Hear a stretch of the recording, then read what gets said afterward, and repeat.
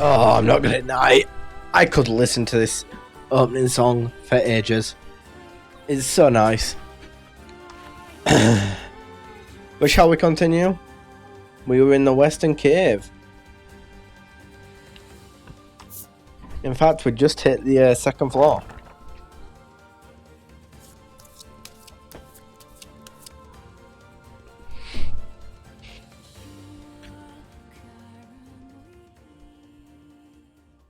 I really do enjoy this. Enjoy this game already.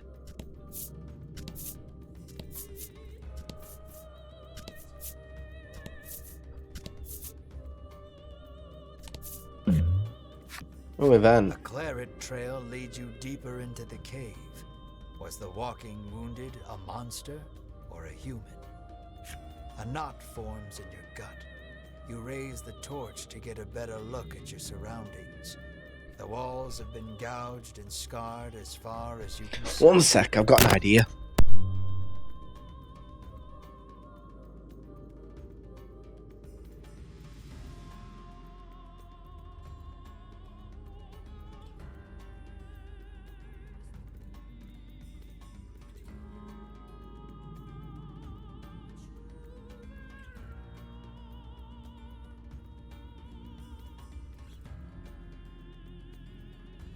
Oh, hi there, Agent. You came in right as I popped away for a quick second. So right now, what I'm doing is the only light in my room is my PC and the game right now. So, atmosphere! Another message comes into view, written in tiny letters among the scars. I will find you. Oh, spooky. What horrors transpired here?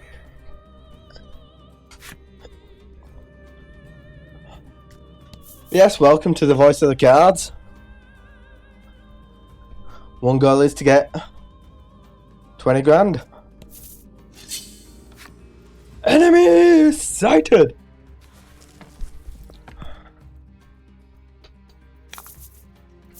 About the enemy.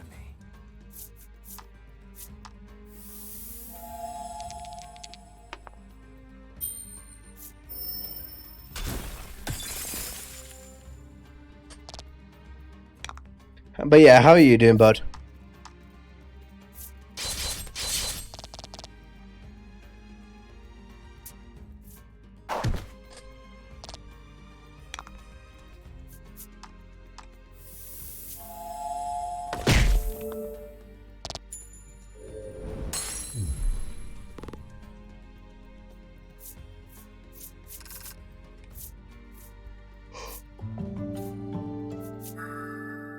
Increased wind and bolt. Oh, okay.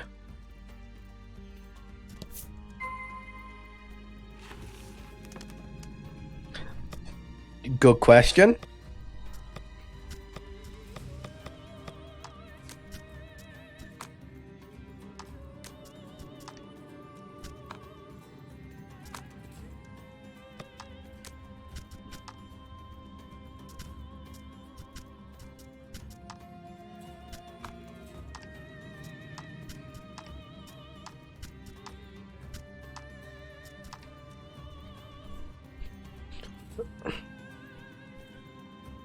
Oh wow, that's great. One day I'll come over to Iceland to see you and hang out, and you can show me all the good places.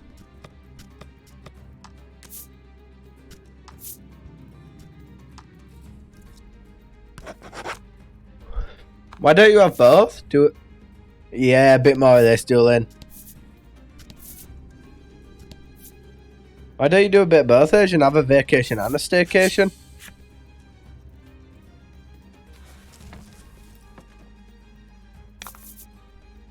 Let's do this. Okay, so you can have a big boy.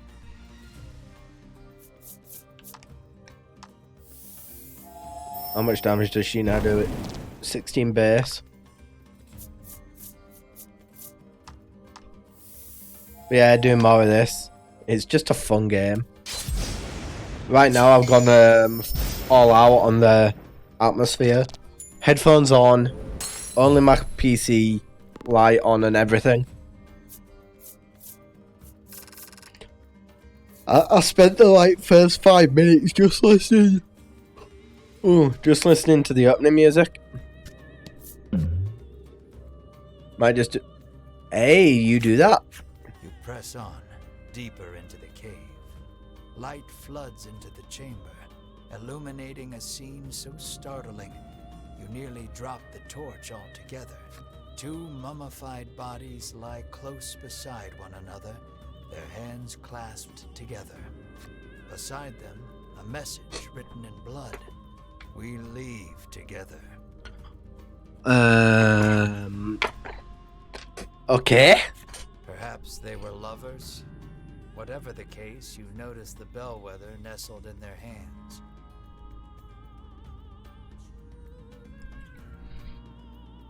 You gently pry it free, bend a knee, and say a small prayer for the dearly departed. Facilitate a kit escape from dungeons.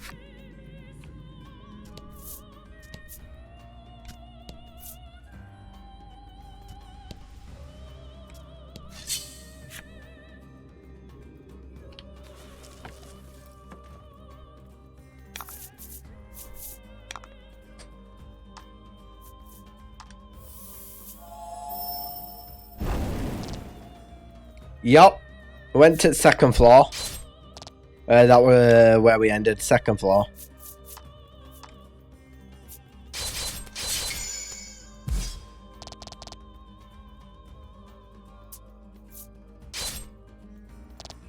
Oh, by the way, we got the Ma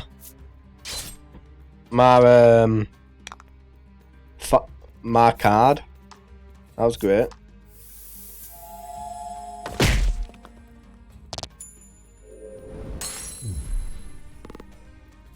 Also, I don't do this often. No, you know how you can get the Steam trading cards? Yeah. We got the foil one of Ma. If anyone wants to retweet that at all, I don't often do it, let's be honest. I should get a bit better at shit like that.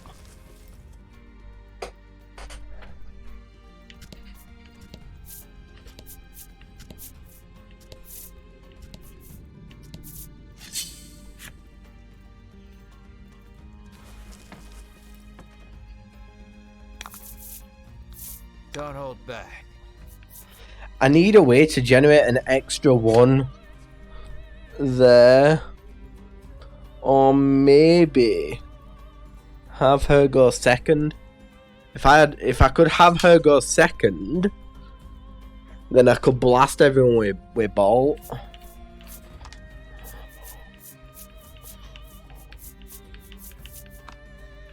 So we know Wind, Fire, and Holy, but we can't Holy, so we'll just aim for the freeze on this boy.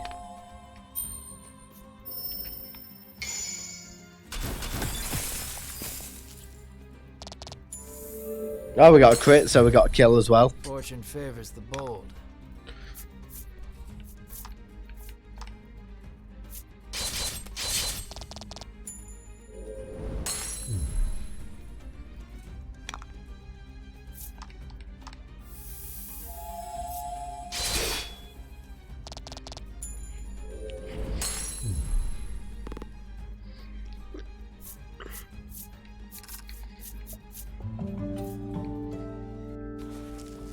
Need to have a quick look at something again real quick.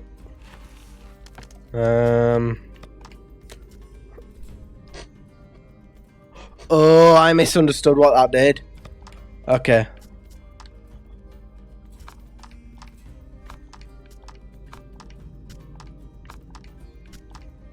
There we go. She's actually weak. She actually takes 5 damage less from Wind and Bolt. I thought she dealt 5 extra damage. Numb steering, +2 speed, paralysis proof. Not really come across anything that paralyzes yet, have we?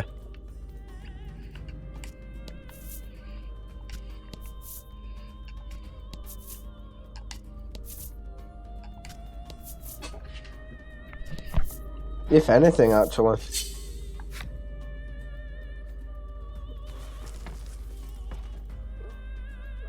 Oh yeah, to be fair, I did get kind of super lucky with the triple slimes. And I did explore the kind of the whole map before I came to this area, so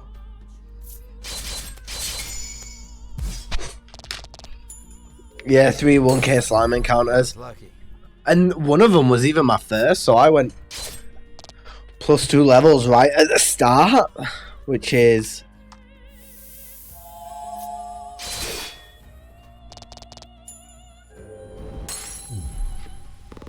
strong. Also, Ma really does look like a happy boy.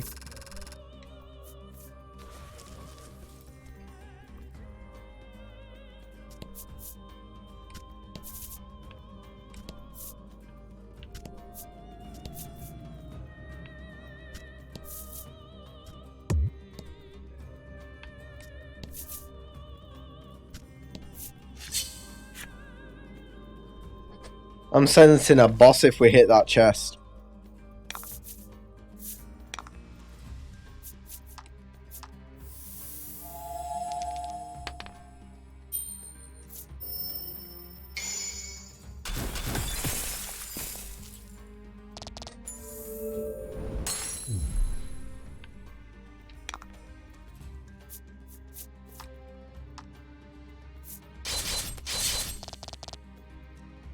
One damage.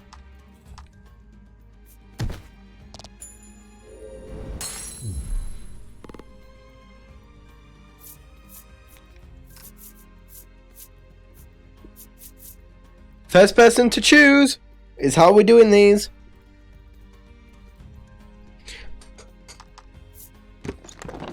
Hey, we finally got a curative dueling. Finally. I find something amusing about that.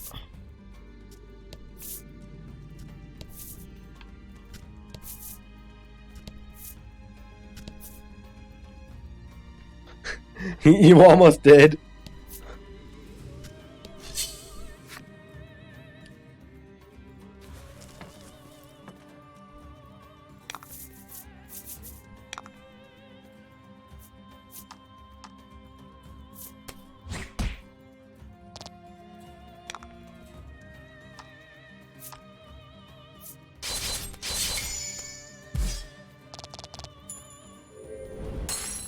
That was lucky.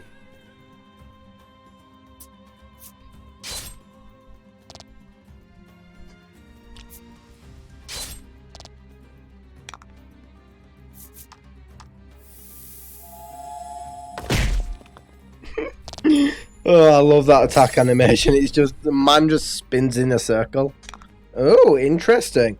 So the Skelly Bob has regen after every turn. I do want to know what Mars' first skill's gonna be.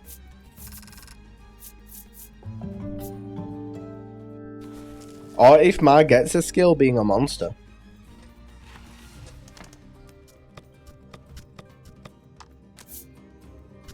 It was 17,000 away from getting that sword dueling. How many fights would we even need to do at 50 gold a fight?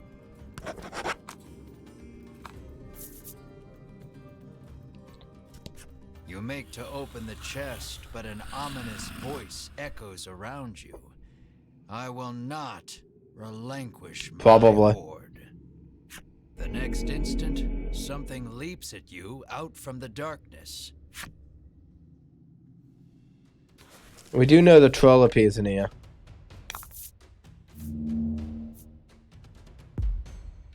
Necromancer?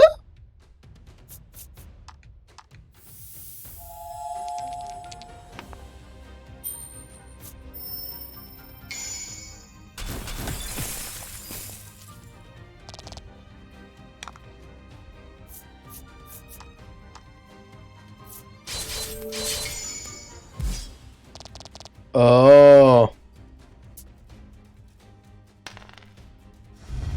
Oh. That's fine.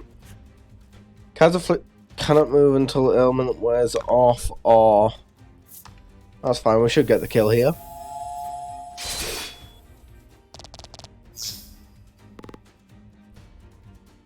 It shall be paralyzed.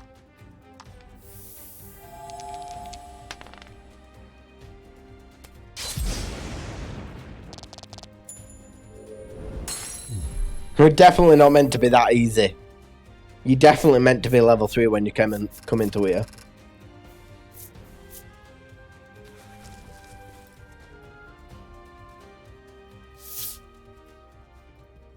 The monster defeated, you turn toward the treasure chest. And see those Ivory Order jerks rooting through it. You rush over, but you're too late to Son of a bitch! Sweet of you to take care of the monsters for us, trills Winifred, favoring you with a smile. Tucking the spoils from the chest safely into a bag, the Ivory Order trio stroll away whence they came. Knowing you couldn't stop them if you tried, you can do nothing but stand slack-jawed and watch them go. If we get the chance, we are killing these. The chest is empty, save for a ragged doll. Nice of them to leave us the trash, you grumble in irritation. For some reason, Melanie picks up the ragged doll. Your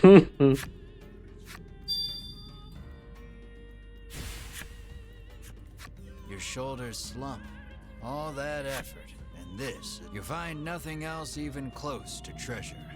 Hope Cypri is ready for bad news. Leave now would be the fact. You decide to stay and explore the cave a little longer. It's mainly so we can get an EXP, you know. We'll try not to take the leave now options in order to get as much cash as we can.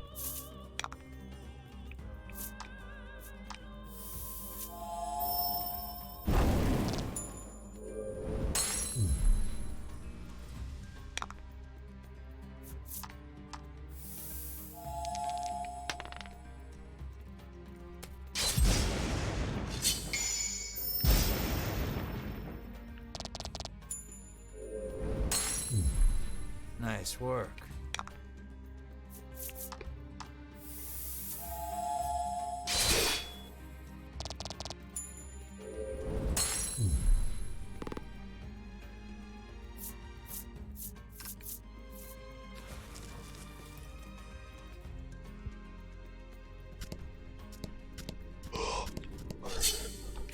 What, 220?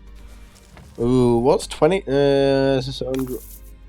Way too many battles to get that 20k right now.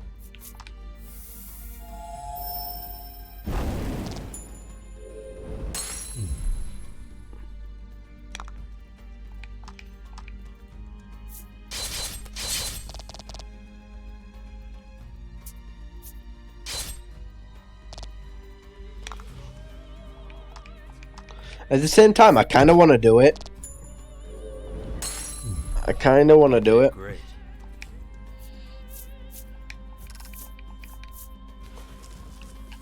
But if we're getting like 36 gold a pop, that's 3 battle for 100, 30 for 1,000. Ooh, 30 by 17. Anyone?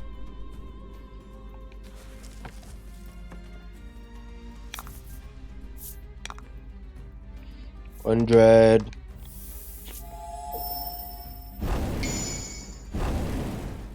$7.21, like 3 few thousand. Thanks for the retweet, Asian.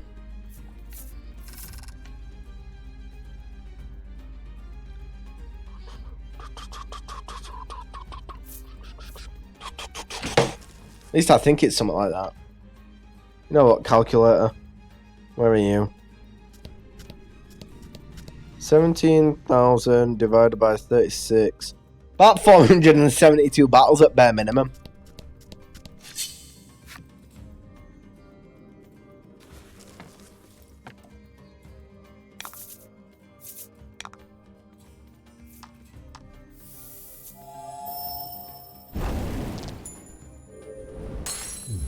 Obviously, that's saying we're getting 36 a battle, which we might not even get that.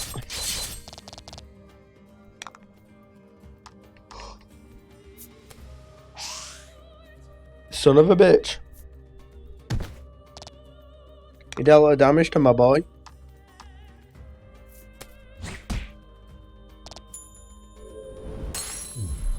Good work. Even more if we get 34, so.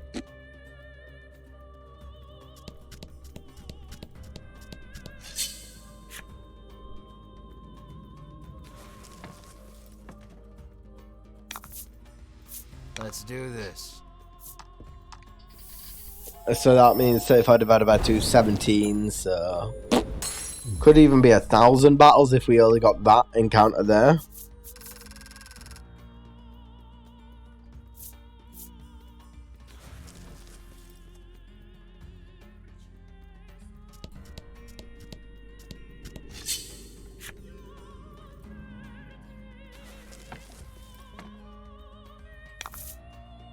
And fight.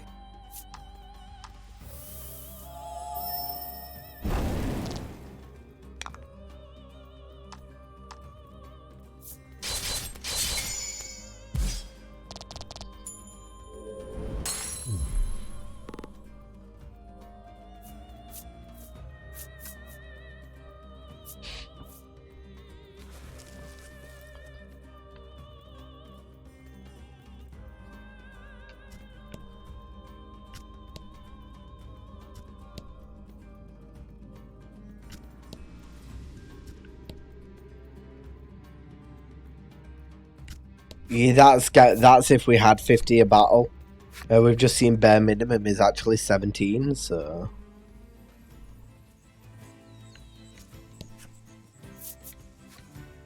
Could be even more.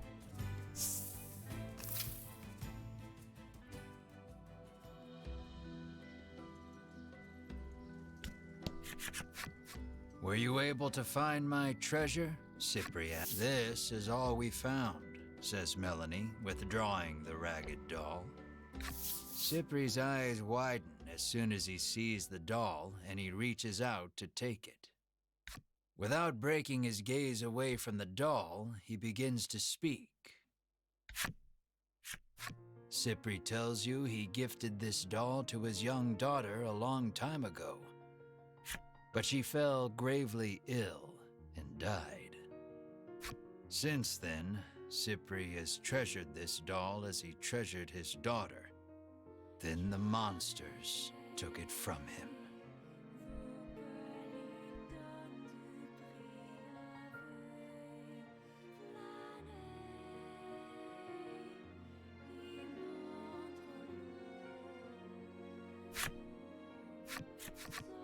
Cypri turns to Melanie, his head bowed deeply in gratitude. Not necessarily insane with grief, is. So you reclaimed the treasure It's- by complete accident. It's just his memoir. Closer to Cypri.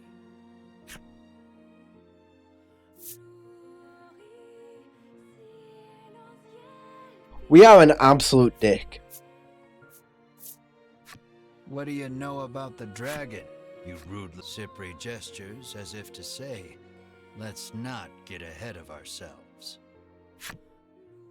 Far to the east of town is a place called Unionville, where monsters and humans live together in harmony. According to Cypri, you might be able to learn something there, as the dragon and monsters are not totally unrelated. Upon hearing that, Cypri calls out to stop you. Journeying to Unionville entails traversing the dense. Yeah, we've already been there. We need a bewildering wood. fucking instrument.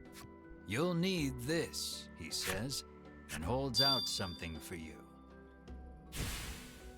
You won't make it through the bewildering wood without it. Your sights set on the distant Unionville. Well, we've already navigate through the bewildering. I am one.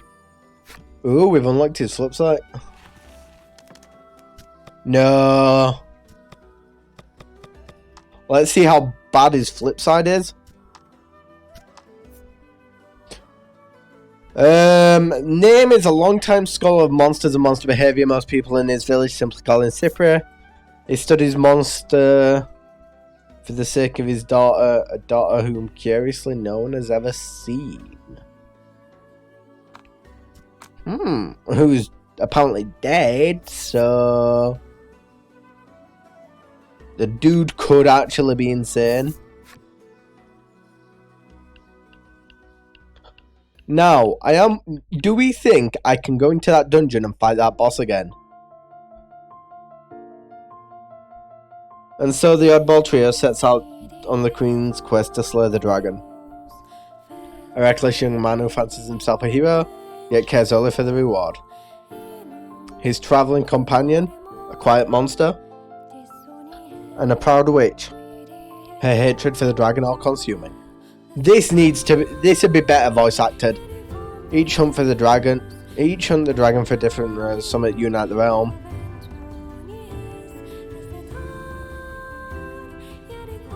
Hampered every step by those horrid Ivory Order's disciples. They search for the sea of trees known as the Bewildering Wood. There the would-be heroes meet a strange girl. Hello? Hello? Hello? New party member, anyone?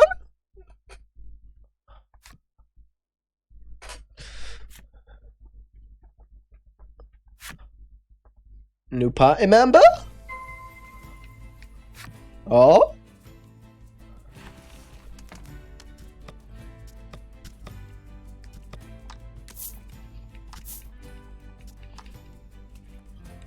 I do have to check something because we are not actually using the base game music.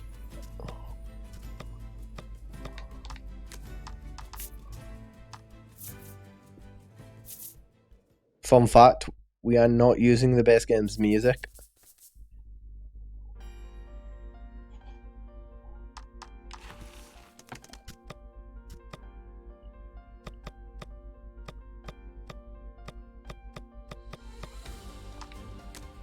We're using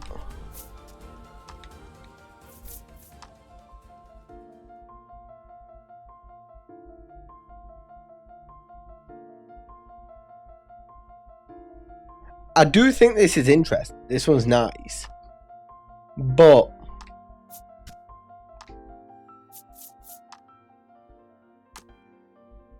this is just nicer.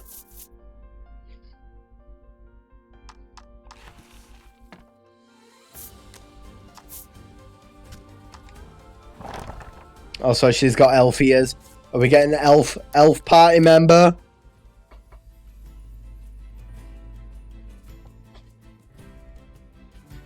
First things first, can we go refight that boss? Is farming a boss possible?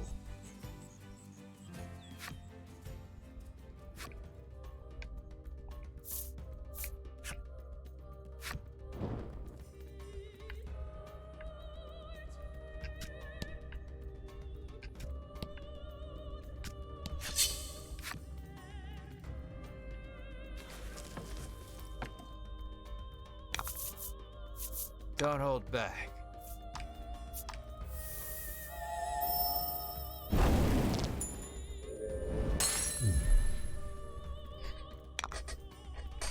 If so, what would farming a boss entail? I could Google it, but I really don't want spoilers.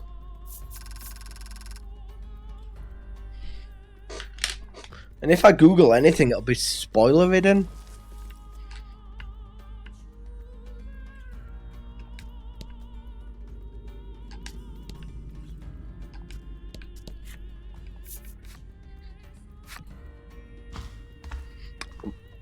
Not played Nier.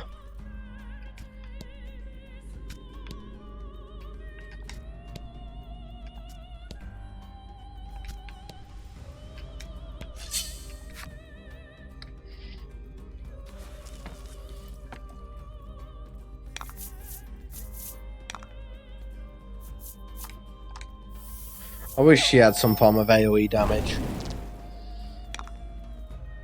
that I could make use of.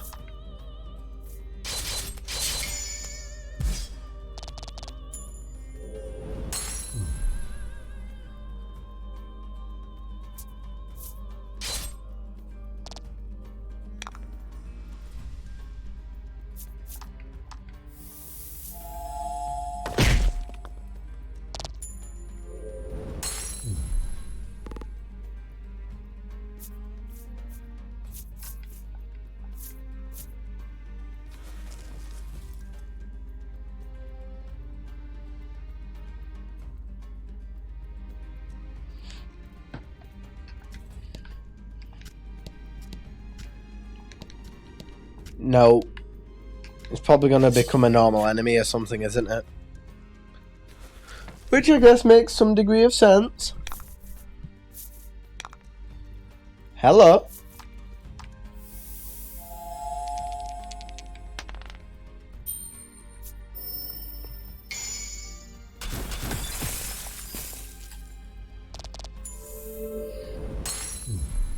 That was lucky. Big Boy has become the,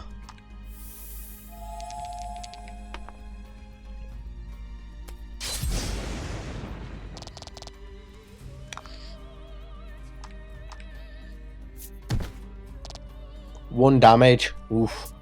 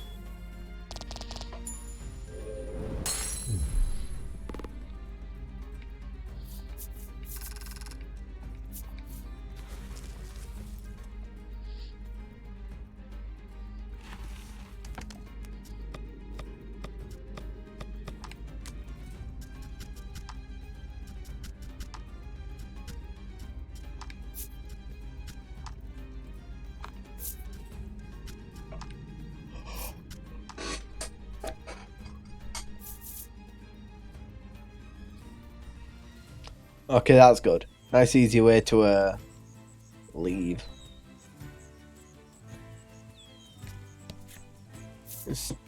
Still think that quick travel there is just great.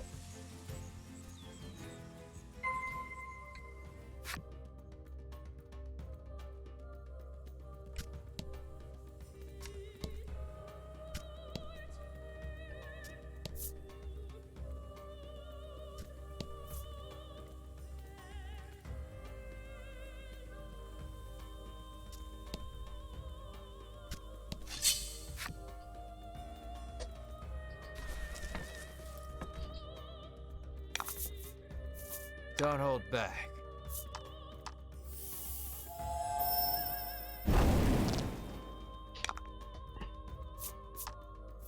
Might actually deal some more damage. Not really. Bright memory. Can't pretend to know what that is.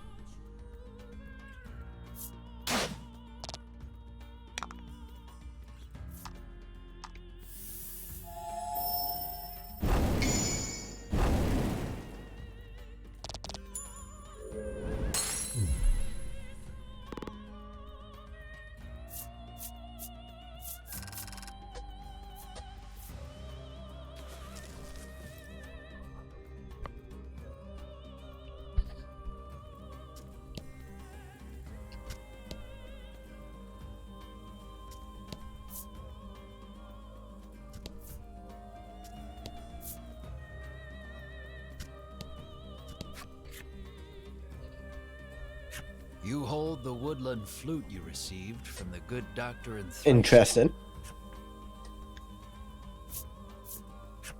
Doot doot doot doodly doot doot doot doot.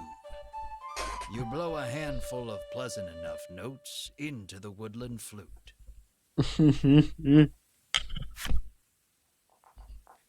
You soon become aware of accompanying percussion, which reveals itself to be a series of impeccably timed footfalls racing toward you. A young woman appears before you. "That was absolutely dreadful," she whinges, her jaunty gait betraying her enjoyment. She calls herself Ridis and declares herself a woodlander, resident of the bewildering wood. Size. By sheer coincidence, the flute on which you played those notes was one designed to call the woodland people to your side. Stunned by your good fortune, you ask Ridis to lead you eastward out of the forest. What luck! She agrees far more readily than you ever anticipated. But, she continues, extending her hand, you'll have to hand over the woodland flute first.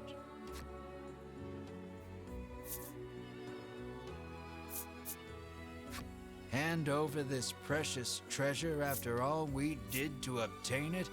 Are you mad? Okay then.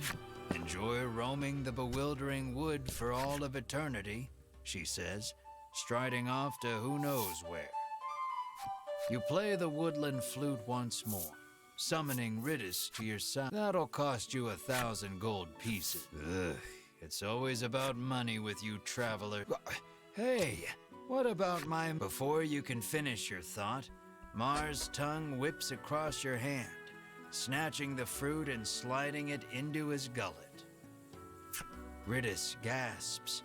How could you let him do that? Just one of those fruits sells for 10,000 gold pieces, she shouts. So you can pay me back for the fruit your little friend stole, or you can hand over that flute, she says, pressing her case. I think you've lost this one, Melanie says, snickering. You look down at Mar, who seems quite pleased with himself.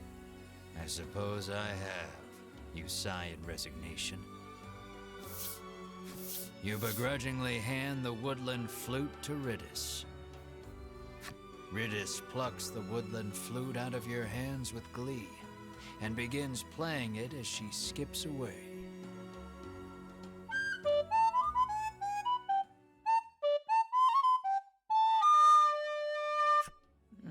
Well, She fucking shit. May as well be murdering the poor thing. Ridis makes it clear that the fastest way out of the woods is through woodland, where she lives. It's that-a-way, Ridis says gleefully, pointing past the stela before you.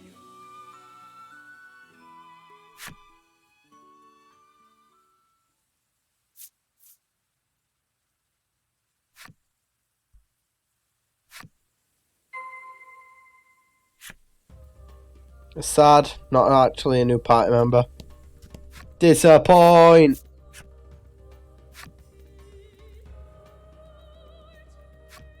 Welcome to Woodland, Ridis says, gesturing out over the village. Now, if you'll excuse me, I'm quite busy for the rest of the day, so you'll have to wait till tomorrow to leave the forest, she says, and makes her way home.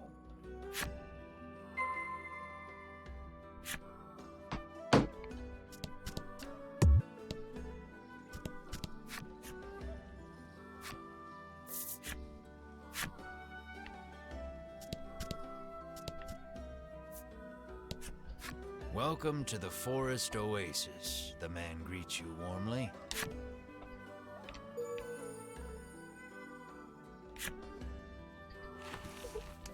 Easy peasy.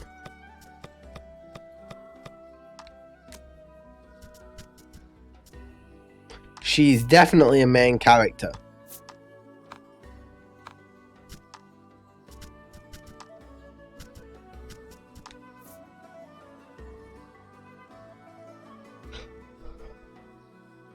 He lives in these vast, dense woods for years now. Fruit from the yeah. He's been wandering these deceitful, bewildering woods for ages. He knows he will not find home, no matter how many times he begs or tears he sheds. He's doomed to wander for another day.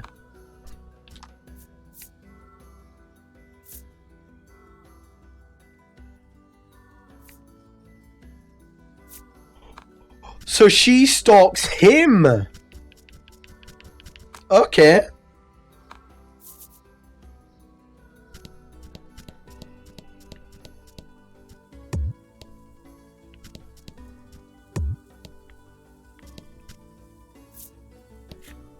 You happen upon a man greedily guzzling well water. Could it truly be that much better than ordinary water?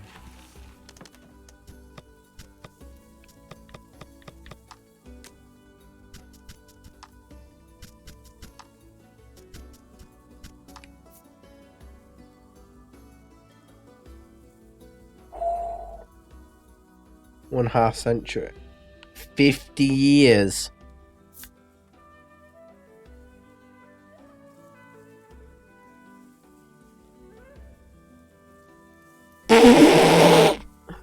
Oh.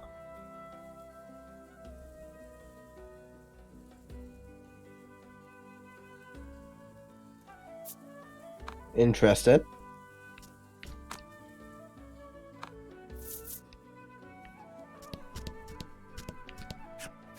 Been a while since we've had any outsiders, the innkeeper says, beckoning the party inside. It turns out this inn is simply a place where the poor, lost souls trapped in the bewildering wood may recover. You may stay as long as you like, free of charge.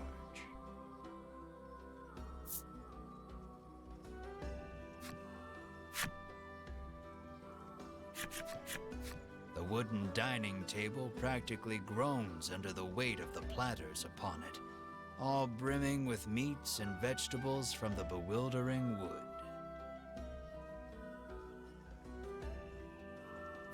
I've certainly earned this, you say to yourself, as you slide into your seat at the table, positively drooling over the feast before you. Melanie takes no note of your boorish behavior, uttering a small prayer of thanksgiving before reaching for a plate of vegetables. Mar sits, eyes fixed on the food upon the table, statuesque in his stillness. What a good boy. Oh. Mar clears the entire table in a matter of seconds, even emptying the water barrel in a single gulp. He lets out a self-satisfied burp that sends a small jet of just-drank water arcing out onto the floor. The sun sinks low, and the day draws to a close. A scream pierces the silence. Fire! You leap out of bed, adrenaline coursing through. The others follow suit, and before long you've burst through the front door and into the street. Riddis's house is ablaze, a nearby villager screams. Yeah, it's fine. We'll Someone save our poor village, prays the man, his eyes fixed upon Riddis's smoldering home. Douse the flames with water, shouts the man. Water from the well.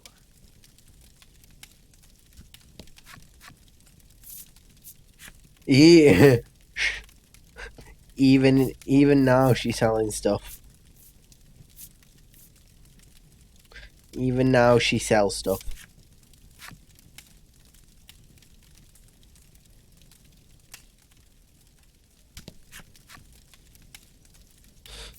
Yeah, let's play a game while the village burns down, guys. Please don't have anything good. Oh, that's good. Fuck, that's better. We're not gonna get this money, are we? Not with my desire to upgrade whenever I can.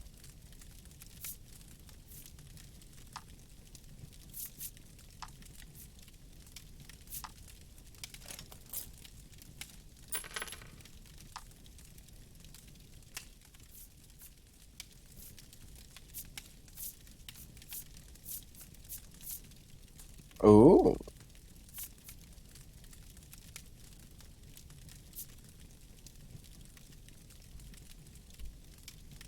Lose 1 defense, gain 1 speed. I don't need that extra speed.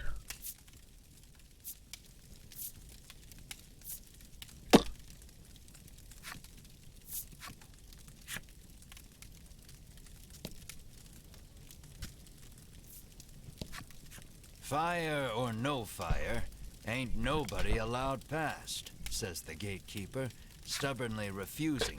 Lad's just like, yeah, y'all can burn to death. The dragon's going to burn down our village next, cries the girl, as if the world is ending around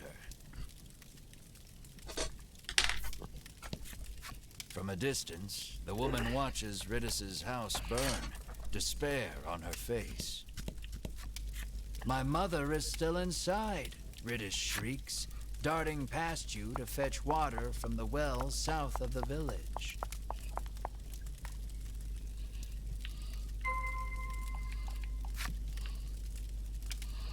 Part of me wants to try jumping it. Ridis is gathering water in an attempt to fight the blaze all on her own. Mar's eyes light up. He scrambles over the edge of the well and sucks the well dry in an instant. He pokes at his swollen belly and gestures toward Ridis's house, as if to say, "Get me back there, quick." Quickly, put it out. He really is going all Putting it Quagsire. out, Ridis screams at Mar. Mar douses the house with the water he sucked up from the well. Quagsire, Maya's tied her up on. To mere embers, and all is well. Or so you think. Something darts out from behind the house and attacks.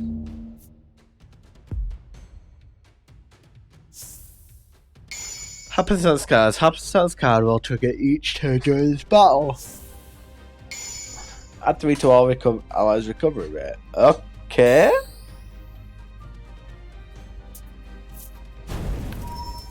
Periodically recover 5 health for 99 turns. Happenstance can sometimes occur during battle. You can see the effect with the Y button.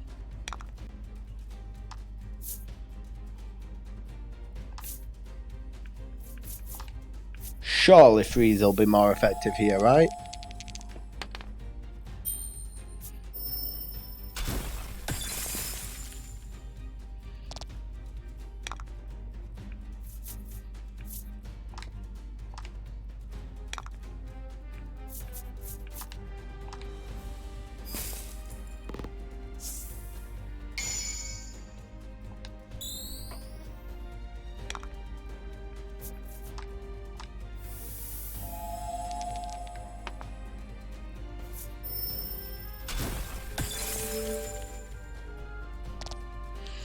Interesting, so that did what, double damage?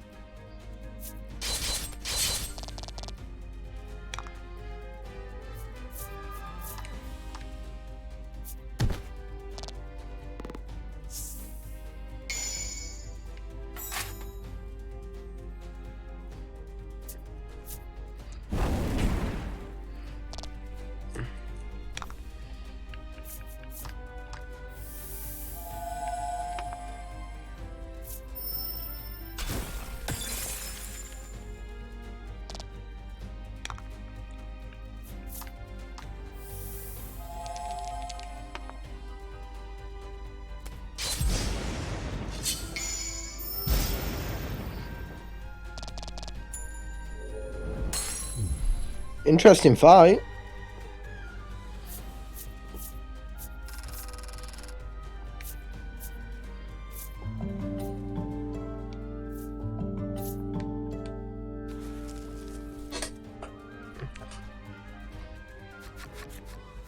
The fiery beast dispatched, you return to putting out the last of the blaze. I feel like I'm slightly over-leveled by complete accident. Ridis's mother, now safe, tells you the creature came out of nowhere and set the house aflame. Hello. What would bring a creature of fire to a place like this, you wonder?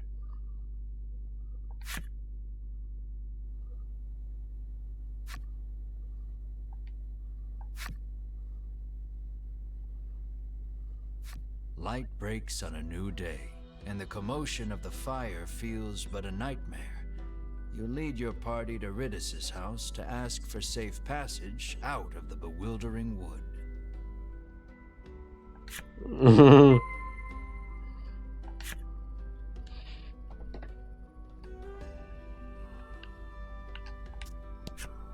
Apparently she's heard rumor. The girl heaves a sigh of relief after learning the fire wasn't the dragon's doing. You didn't hear it from me, but the cause of the fire was, she whispers baseless gossip in your ear.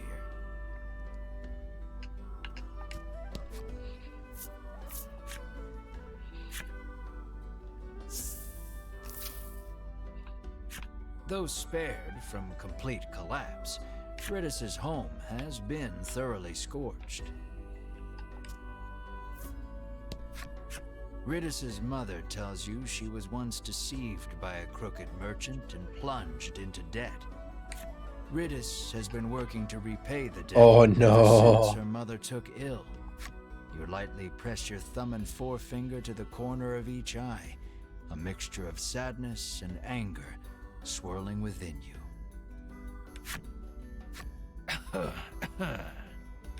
Ridis's mother is in no small amount of pain.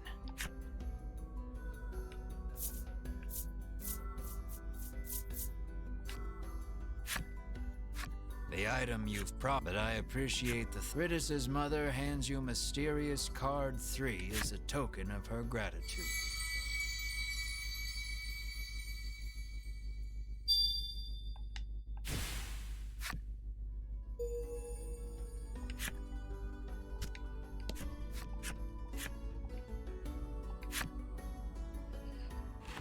We got a backstory.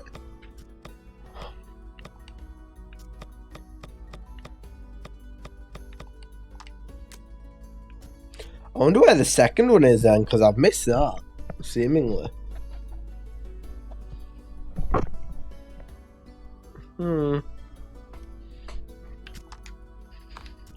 That's going to unlock something like a secret boss, surely.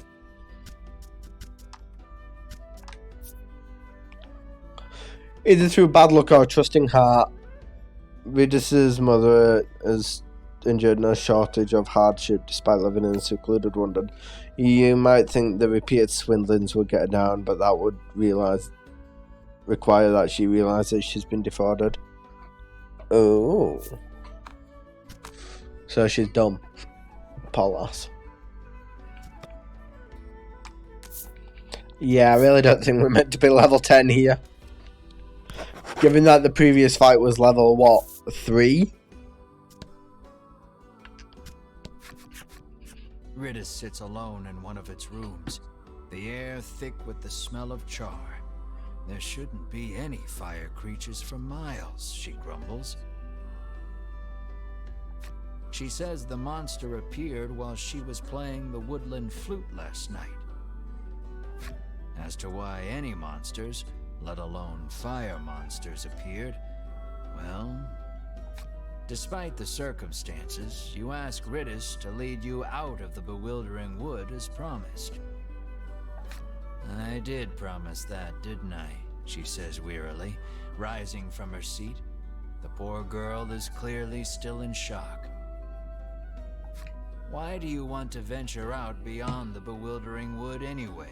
She inquires, as she gathers this and that in preparation to leave.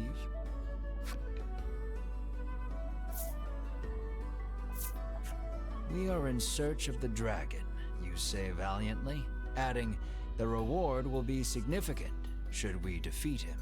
Honesty is the best policy. Sounds like a real risky way to make a living, she replies flatly, feigning interest.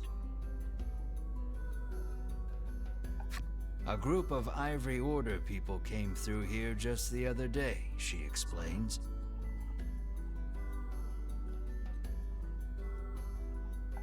You connect the dots with malice.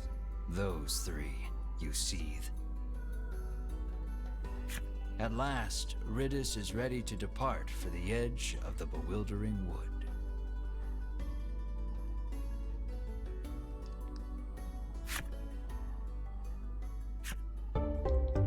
No party member. Ladders, we got a new party member. Son of a gum-chewing funk monster! Why the fruit does all this funny stuff happen to me? Forget my life! Always surrounded by miserable, failing clods! Like this whole world just likes to bend me over and find me in the Alps! Like I'm some sort of schlock receptacle! Well, as far as I care, these miserable cows can have a fancy barbecue with a goddamn pig! Oh... We're killing the dragon! Let's have a look at the party now.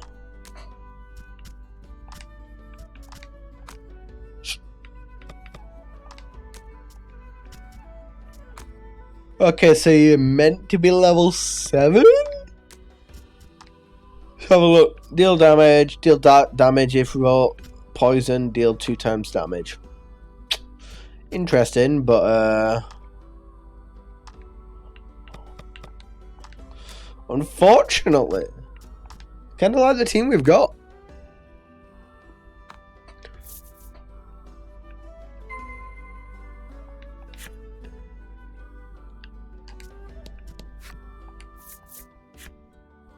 I know, imagine being leveled in a card game. This road takes you to the east side of the bewilderment. Upon seeing that Ridis is with you, he steps aside and lets you through.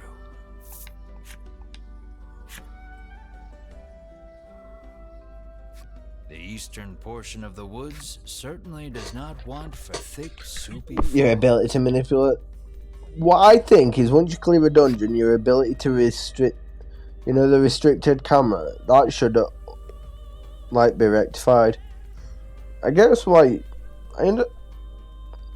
a degree I understand why it doesn't, but meh, I'd appreciate it if it did. Anyway, first step, let's go. About the enemy. Oh, hello, new enemy. Green mushroom.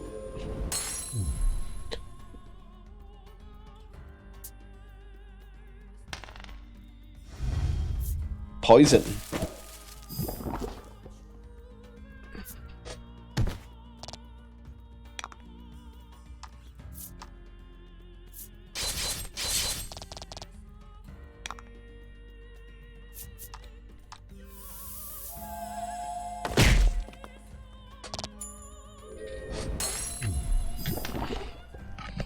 One to 5 damage, 1 to 6 damage every turn with poison.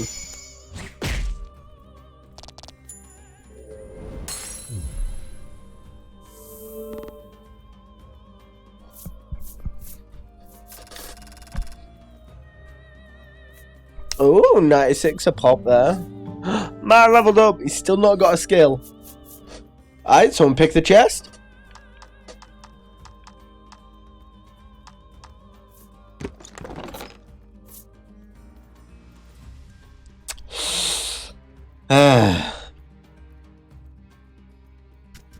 Fucking really, Doolin.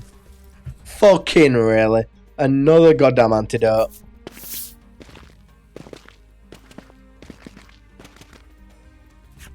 turn away, ready to lead the party deeper into the bewildering wood. "Wait just a moment, you lot," calls the voice of an older man from somewhere behind you. Riddis appears to be familiar with him. She calls him Mr. O.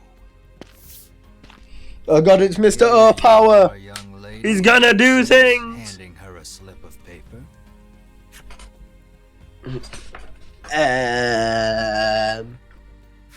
Oh dear. Further, Mr. O explains, Riddis did not have a fire insurance policy at the time of the conflagration, and so she shall have to pay in full. I'll thank you kindly to pay by the end of the month. I know. Hee. Riddis lets out a bemused chuckle. She pulls the woodland flute from her cloak and begins softly playing. Riddis's ear-splitting performance, shall we say, draws monsters out from behind the trees. Within moments, Fucking they're bitch. nearly upon you. Fucking bitch. How dare she do that to me? We didn't say she could summon monsters for us yet.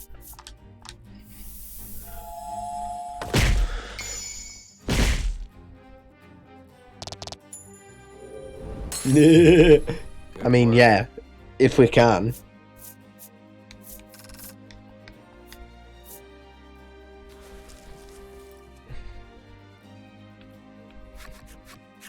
That's odd. I must have made a mistake, Riddis says, burying her face in her old book once more. She opens the book to a particular page and thrusts it in your face. "You can't tell anyone in the village I let you see this, okay?" It's a page of sheet music with a note scrawled beside it that reads, "Play this lucky tune to reverse your financial fortunes and make money woes a thing of the past." "No matter how many times I played this last night, our debt never went down," she fumes, incensed. You inspect the page a bit more carefully. Off in a corner, in letters so small as to be illegible, another message reads, "May summon monsters if played incorrectly." You finally see that so long as Riddis holds the flute, this is nothing more than a monster conjuring melody. You snatch the woodland flute from her hands. "You have lost your flute-playing privileges," you inform her. Aww. "But I'll never escape from this mountain of debt without it," she cries, clearly still believing in the melody of fortune. I mean, technically it is a melody of fortune if you kill enough enemies. Quietly opines that while Riddis is many things, Bright is not one of them. She's literally a backwards wood elf. I'm sorry, but her mother is obviously dumb as bricks. So,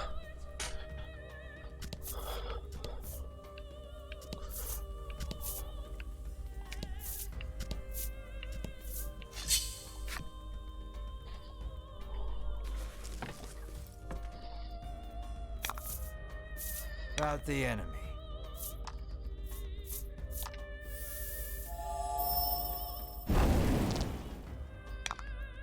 what are you?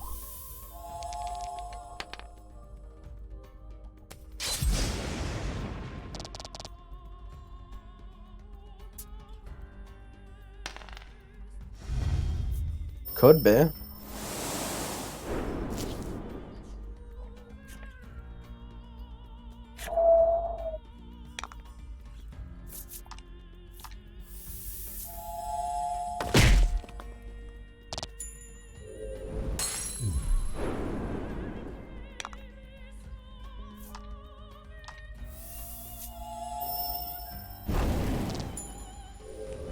Dead now.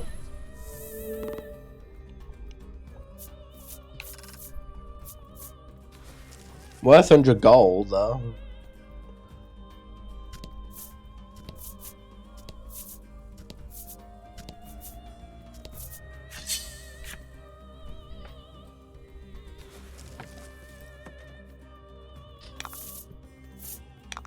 Hello again.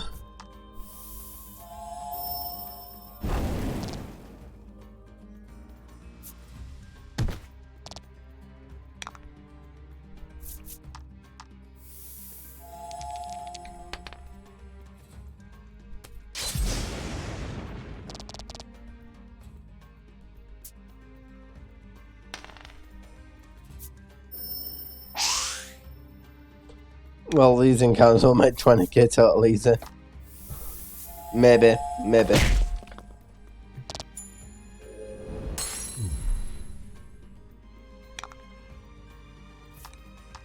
I said maybe. You are dead.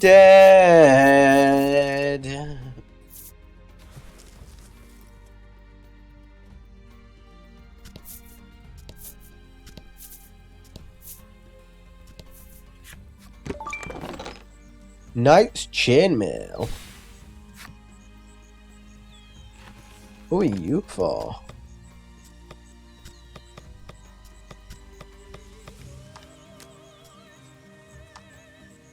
Probably you? No?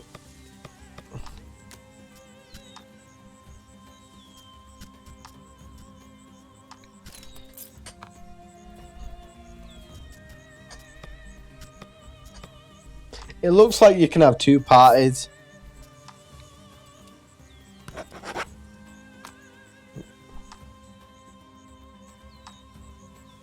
Right, someone put 182 in chat, please. Cheers. Never surviving the fucking nut.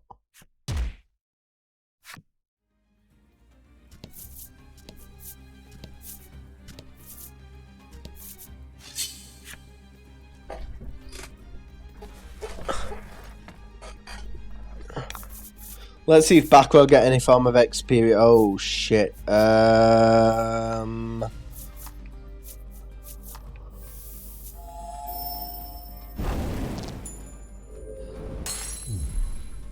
Chunky bastard first. Apparently so. Get that guy down to 5, which is fine. Dried will probably wind. Interesting. So it looks like the Dryads thing is wind in it trigger wind res and then blast. Gotta be right.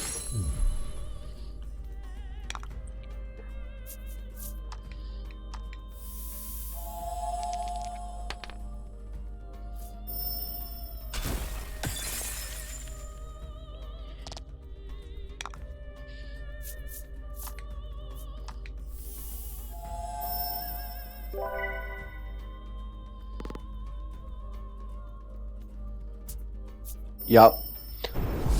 Trigger wind then blast.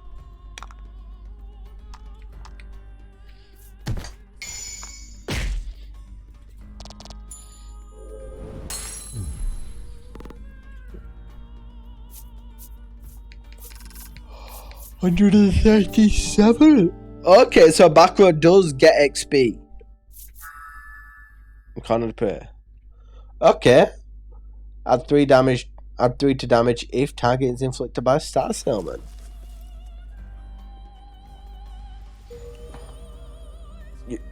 Green Funga! Woo!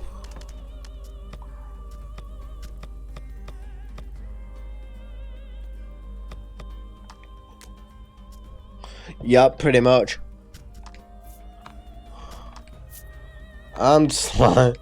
Ah yes, normal slime. Slime who knows how to wield weapons.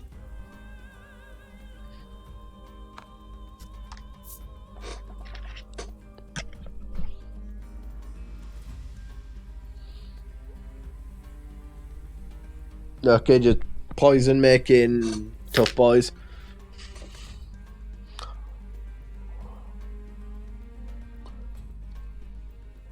They are, people eat them that often to try and make something edible. No one gives a shit anymore. Interesting.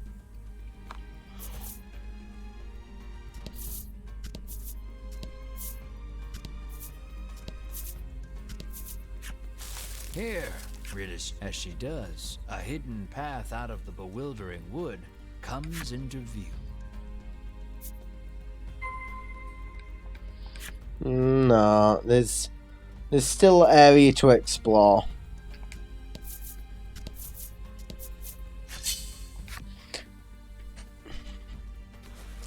We don't part explore a dungeon in this house.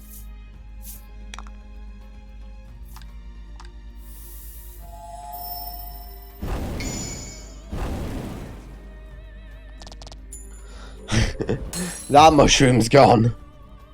Honestly, if a game ever made like, oh, use fire element in a forest, you start a forest fire, I would laugh. I would laugh.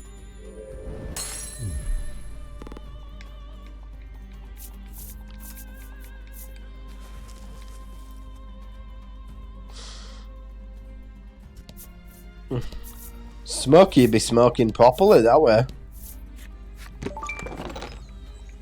Oil pot in a forest.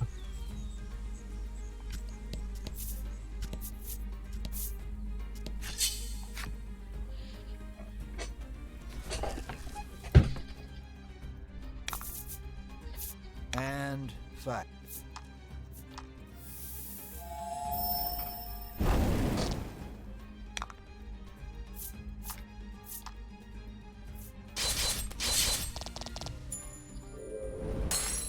Pretty sure Termon Dryad's always going to be wind resistant.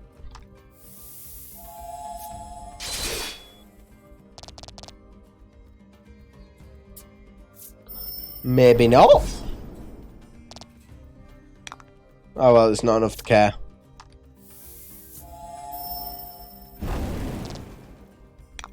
Also, something I find that I'm enjoying about this game is the scaling is literally 1, 2, 3 damage. Rather like, you know, RPGs which is 10s, 100s.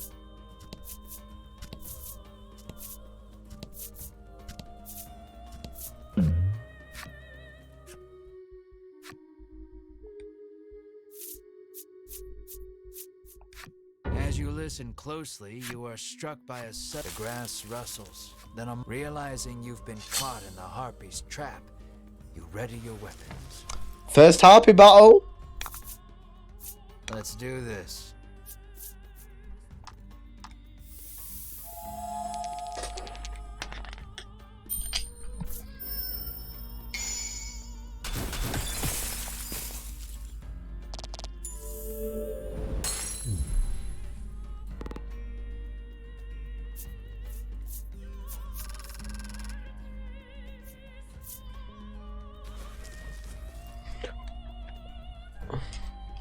For some time after that, you find yourself trembling at the mere sound of a bird's tweet. Yeah. Just a crit ice.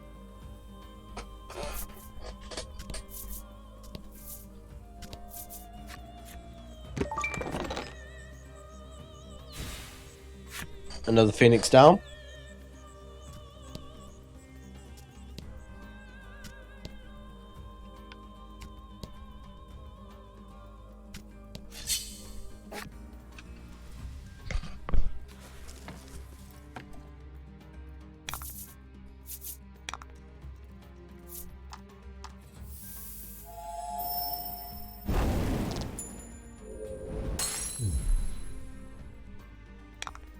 Exact 20 on the arm slime.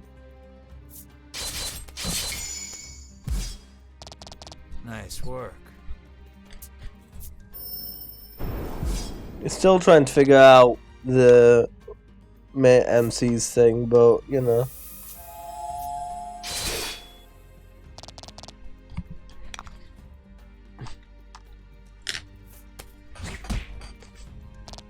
Wow.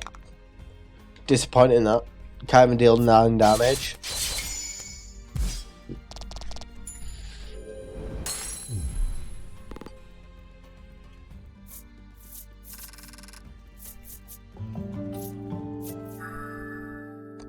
Ooh. Okay. Hey, we've got the Dryad story.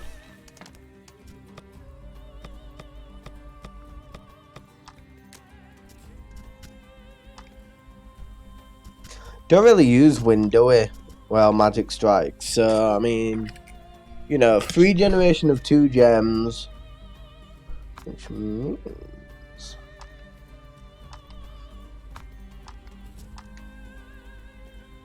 I'm thinking that's going to be a new sound now.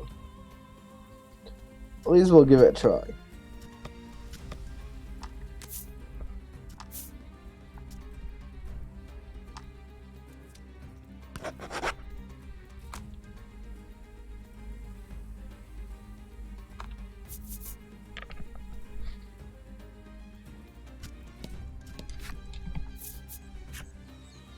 True.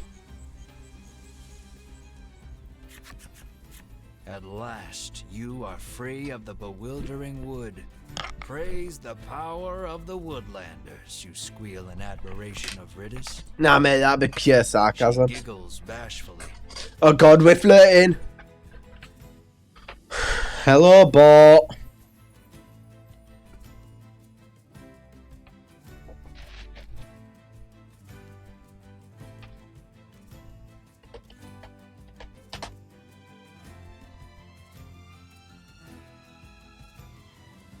Right here, right now.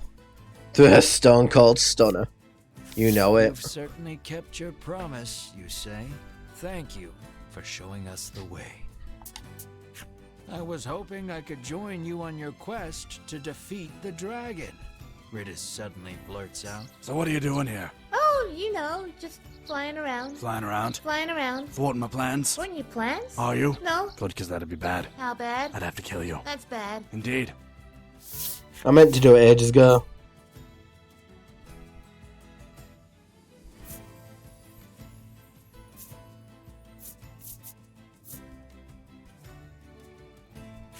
No, I won't dilute my shares of the riches any further. No more additions to the party, you bark. Have you no heart? Are you just going to leave a young helpless girl like me to drown in an ocean of dead and deal with that crusty old man? Ridis fires back relentlessly. I want to go. No. So goes the endless chorus of your thoroughly unproductive argument. Melanie calmly reminds you that the party in its current form stands little chance of defeating the dragon. See, you need me, Ridis says, sensing an opportunity. Your well-reasoned argument of no thwarted, you nod your head in resignation and welcome Ridis to the party.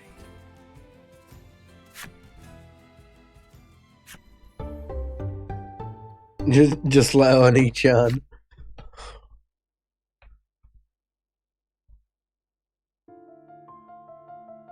Oh, new chapter? The mysterious of the forest solved, our heroes journey into the heart. There they meet a girl calling herself a Woodlander. She leads them to her home nestled deep in the bewildering wood. A home that soon burns in unimaginable tragedy. A home she did not own, leaving her mired in debt. Determined to pay her way to freedom, she joins our heroes on their quest to fell the dragon.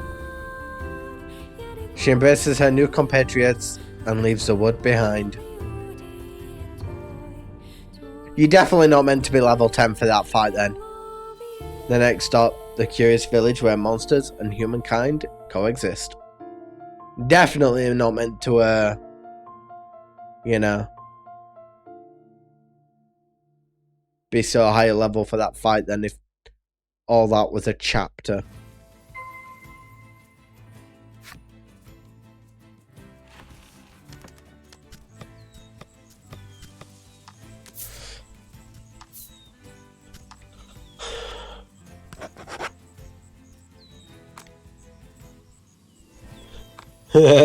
Probably.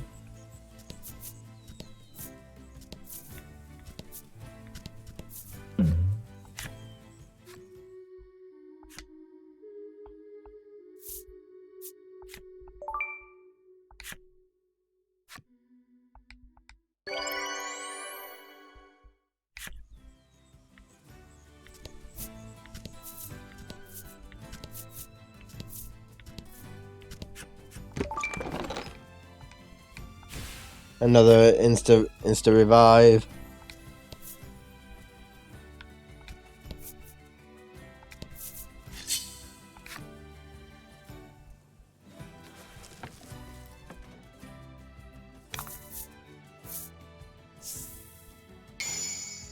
Getting one gem. Don't hold back. Which kind of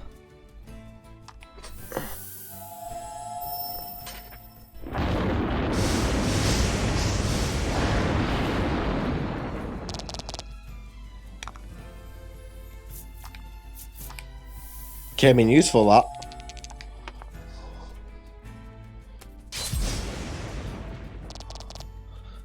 Yeah, high defense. They're a case of high defense, low health.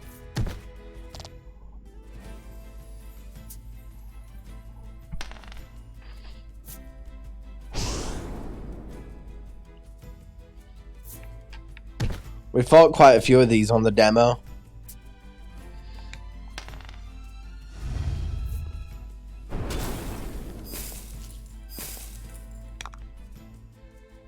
Yeah, I streamed it in Discord, so...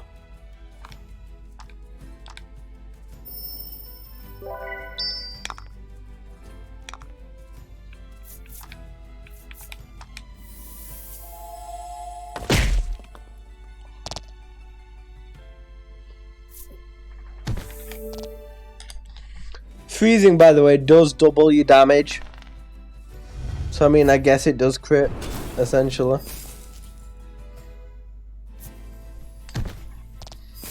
God damn it, I was hoping to get her damage off.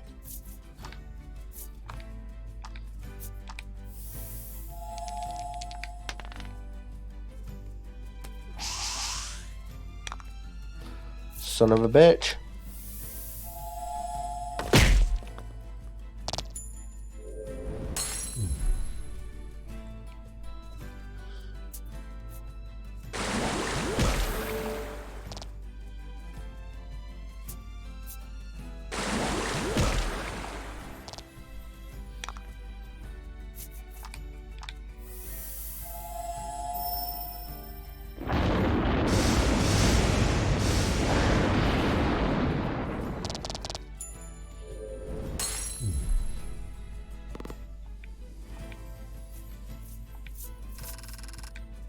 Whoa!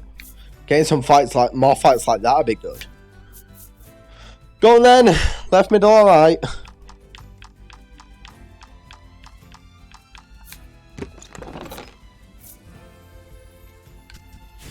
About fucking time you got us a health potion dueling.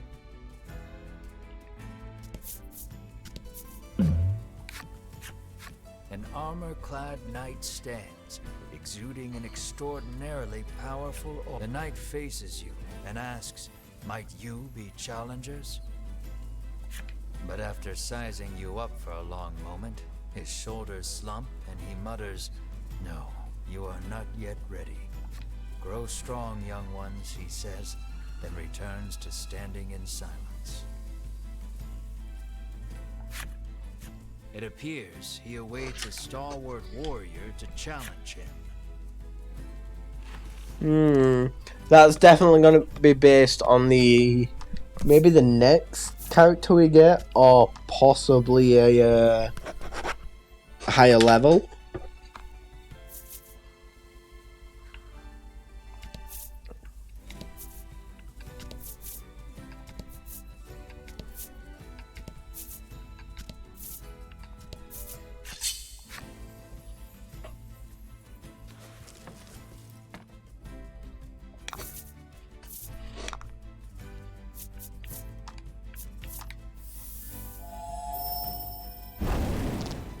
Gobbers look kind of mad.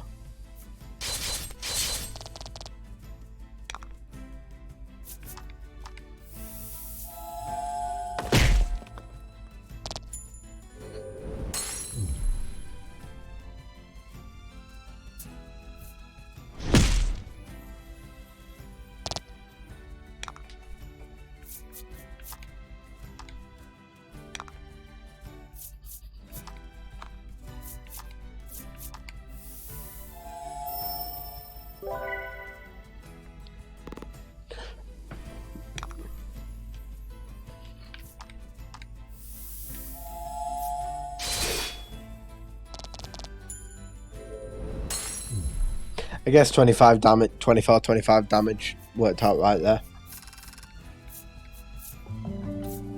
Oh hey, we leveled up. Spinning Ray, deal light damage to all enemies.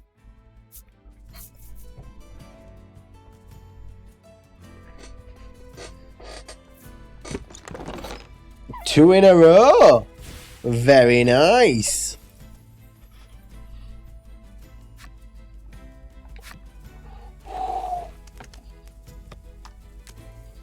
We need to head to a shop soon.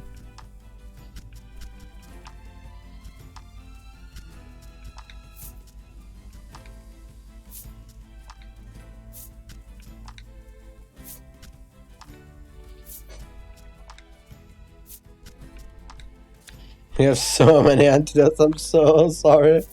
Yeah, that's all because of you. I mean, I bought a couple, but you know. Right, we don't really use cure.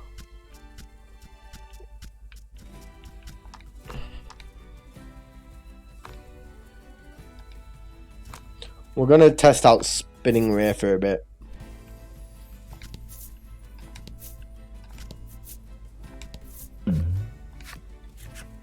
You come across two men sitting on a rock. You listen in, you lean in, listen about that loot. Head south. It sounds like you hastily grab a scrap of paper, write down what you've heard, and quietly sneak away.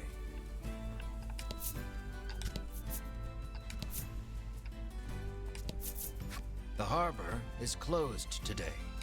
Anyone seeking shoreline should move 3 spaces to the southeast.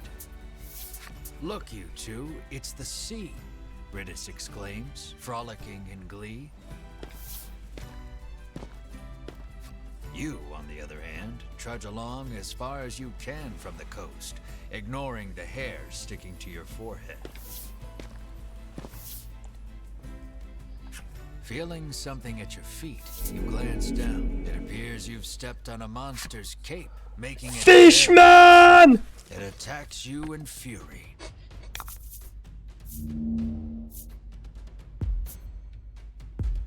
Fishmen.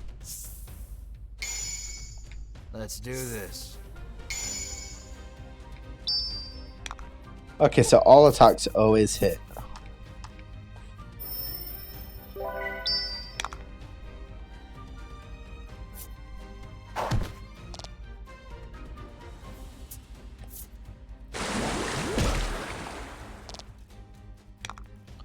Fucking Jesus.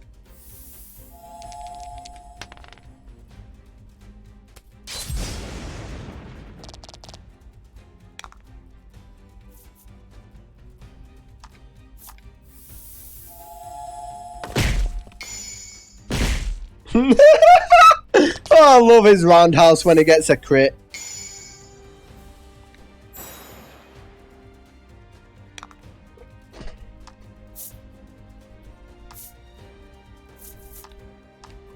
Poor bastards.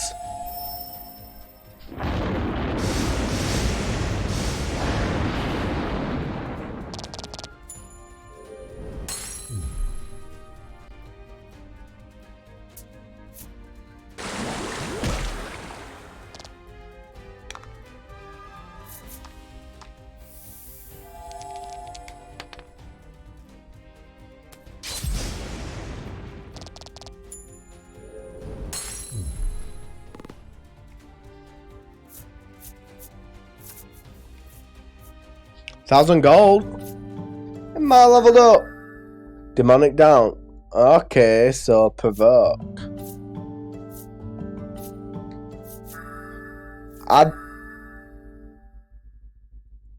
Did that just say add 10 to attack for 2 turns? Okay then.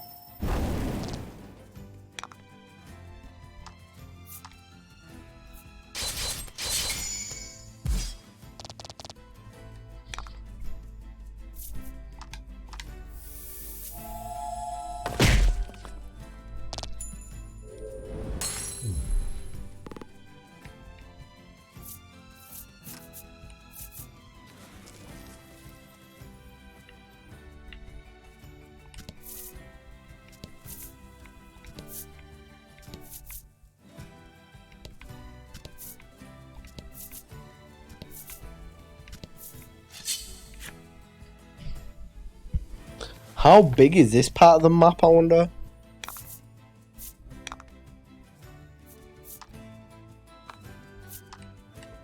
You're a big tree.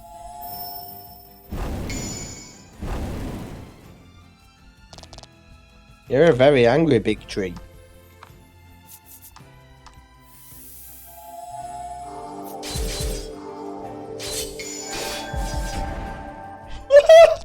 Okay, that actually, you have to admit, that looked kind of fun.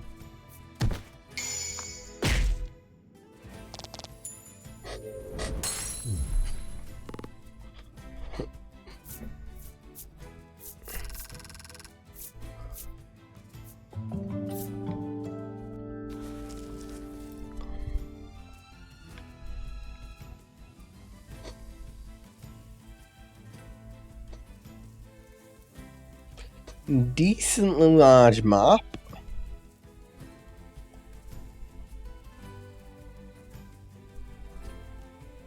At least for this game.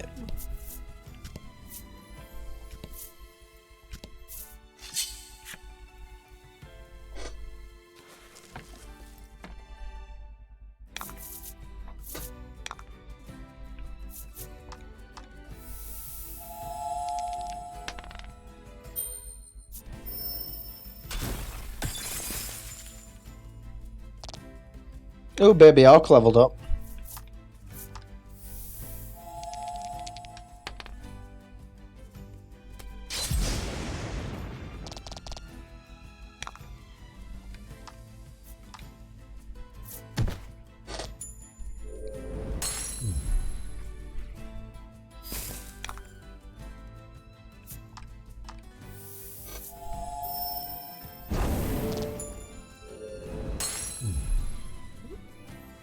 Yeah, as you can see, Dueling, you do a hell of a lot more damage when you unfreeze an enemy with fire than if you just give it any other hit.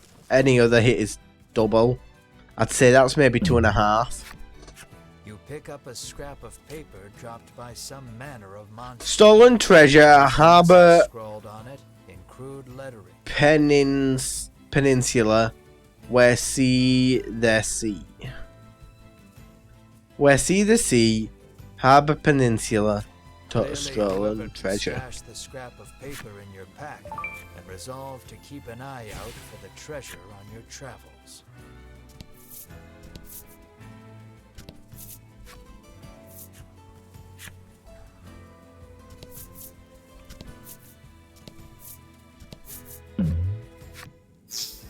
A monster appears. You may be able to aid it by administering some curative. You take pity on the creature and administer. Able to move once more, it makes a clumsy attempt at a bow, and then it is gone.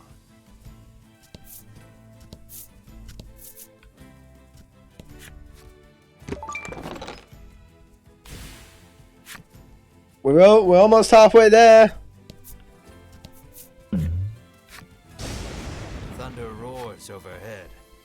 watch out for lightning.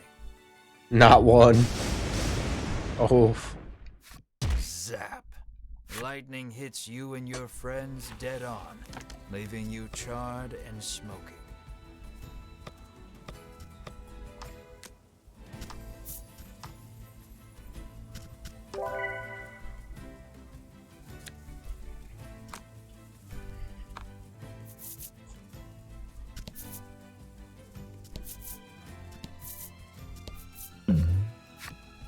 Something's catching the sunlight just so.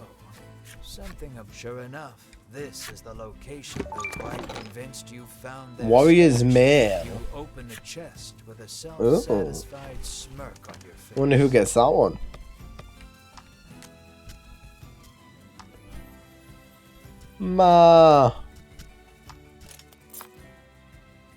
Man's got 20 fucking defense right now. Jesus. The game's just feeding us Ma upgrades. I wonder why. The game's like, use him as a tank. I mean, he is best boy. He is indeed best boy. He's still not got a skill though. He doesn't have a skill, which is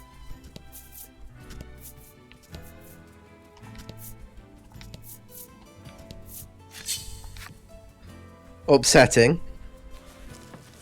Best boy needs a skill. Oh, interesting. We got Angry Tree and Water Boy, so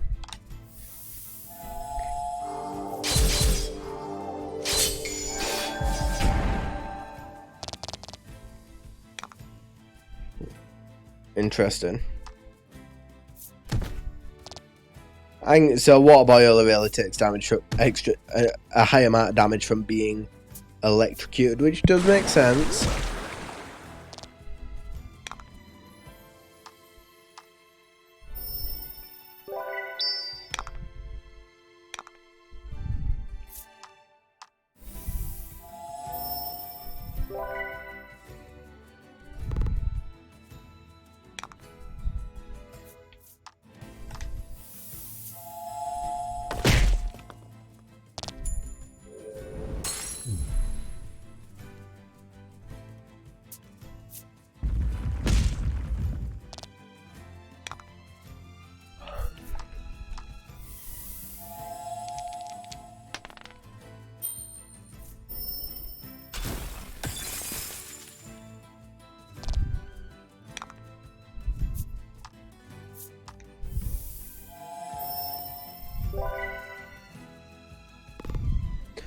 Now we have the opportunity for science. Does freeze affect thunderstorm?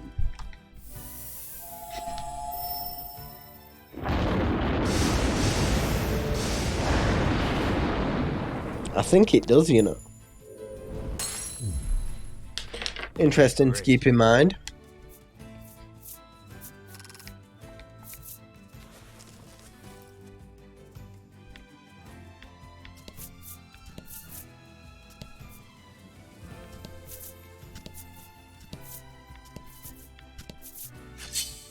But yeah, poor Best Boy doesn't have a skill yet.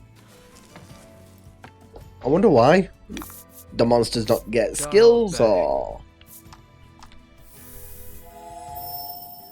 that doesn't seem right. If surely he gets a skill.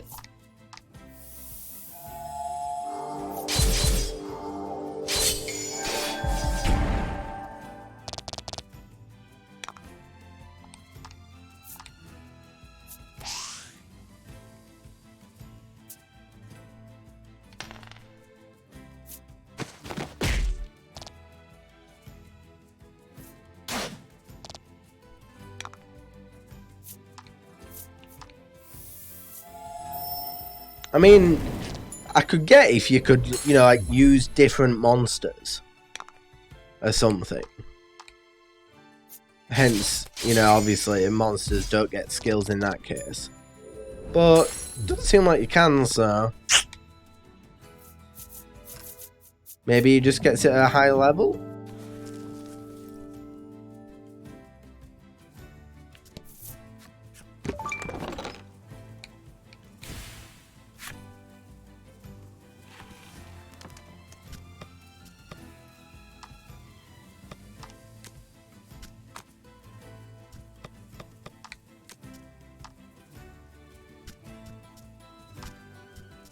Okay. She can wear any armor?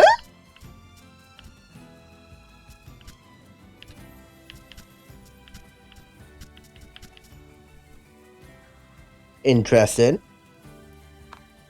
Is that the same with the rest?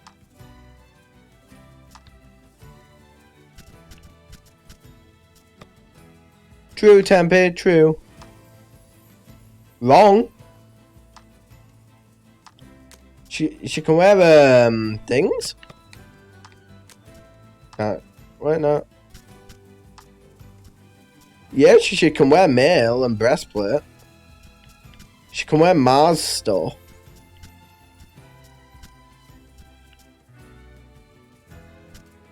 Can wear Mars stuff. The Shadow Mate. Oh, I think I know who she can't equip. Yeah, she can't wear proper armor.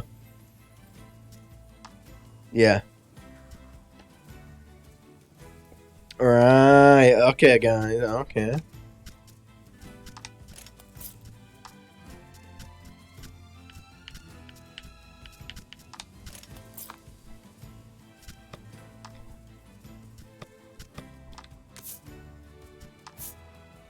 I think it's time for a bit of a swap of customization.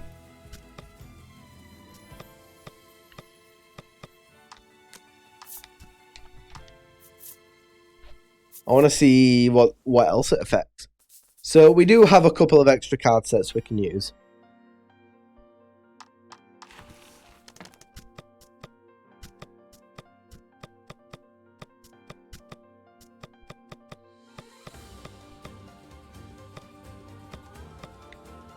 Right now we're using Devoler's music.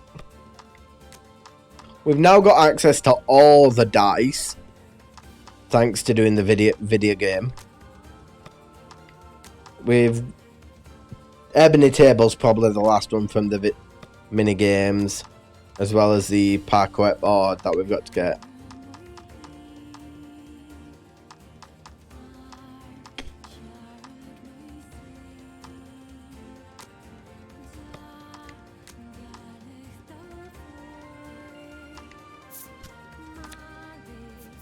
I'm curious to if that changes our boy.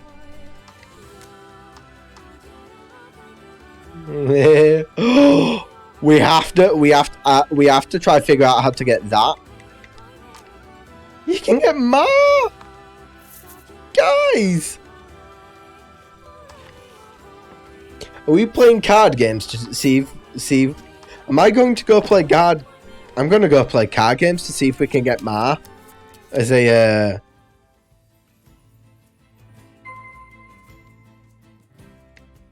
yeah, that's what I'm about to check.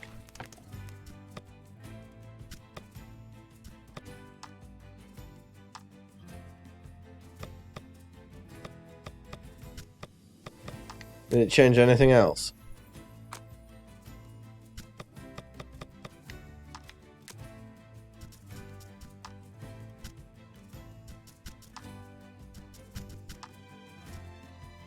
Nope. We're getting Ma back.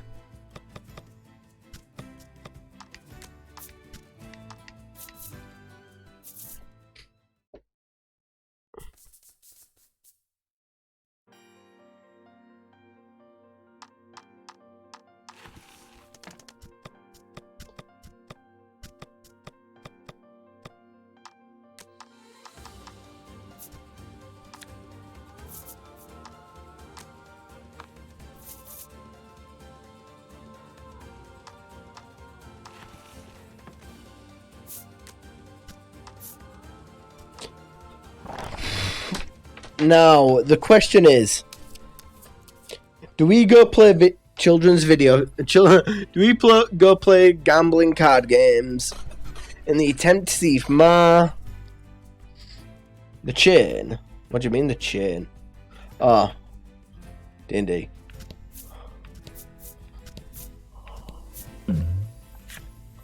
You spy a rather large number of monster prints on the ground. You pull from your pack, you feel around in the grass for a few moments. A scrap of paper tells no lies. Oh.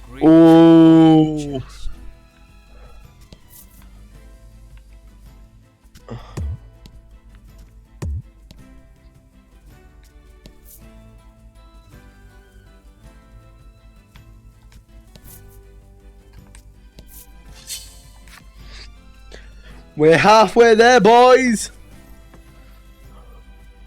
Fuck. Don't hold back.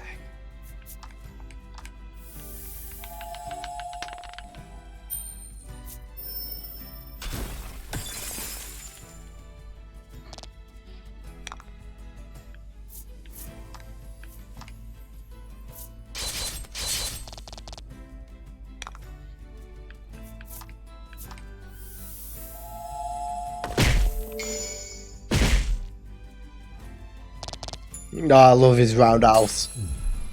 I don't know why, but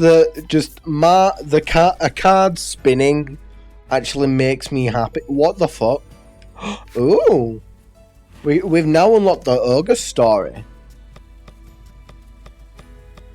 I do like this as well. This little, like, the more you kill of enemies, eventually you'll unlock the mini backstories and, you know,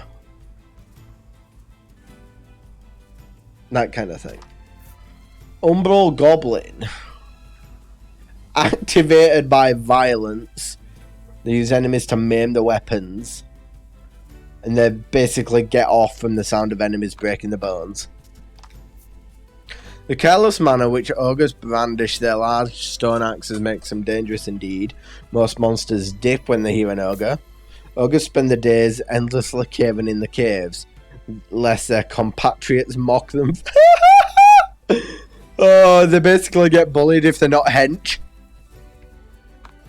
by other ogres.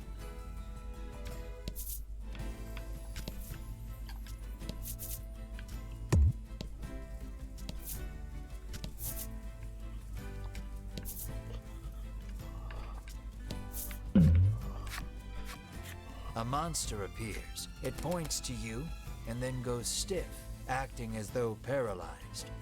Aha! This must be the creature whose paralysis you cured with some curative. It hands you a bottle of medicine, takes a sweeping, graceful bow to show you how far it's come, and takes its leave. Jesus! Thank you, mini monster.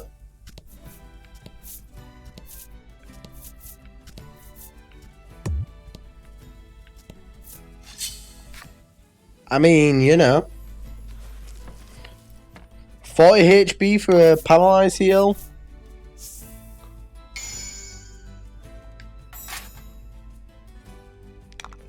Okay, this is mix.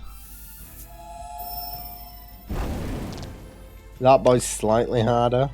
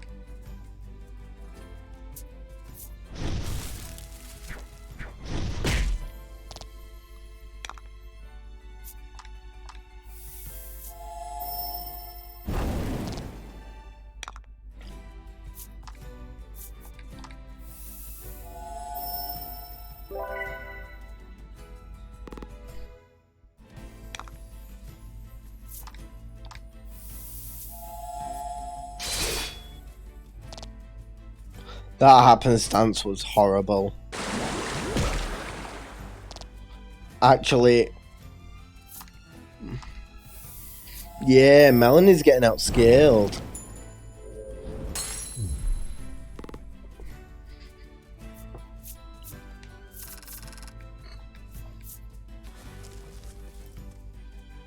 To be fair, it wasn't really Melanie that got outscaled there. It was kind of everyone else.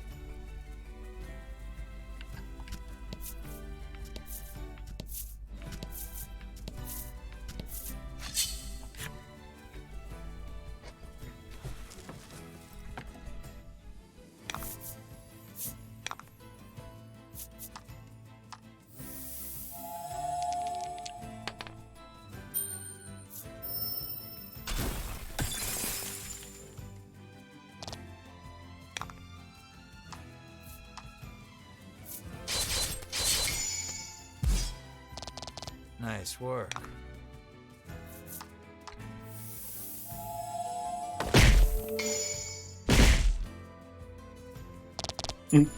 Also, you've got to be kind of amused at the idea of fucking...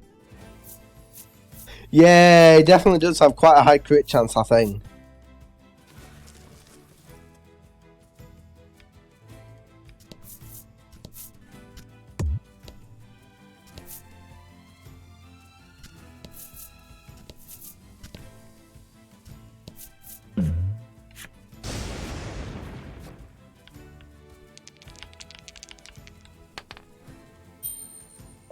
You and your friends are lucky enough to make it through without being struck by lightning once. Final Fantasy X flashbacks, guys. Final Fantasy X flashbacks.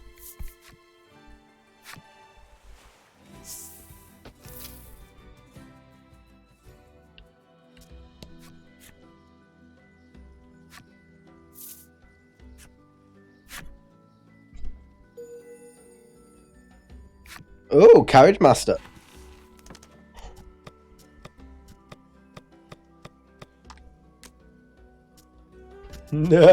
Same.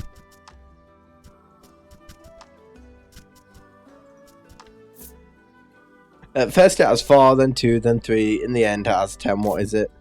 The answer is me. May I peacefully pass into the next life in the driver's seat of this gently swaying carriage. I love it so.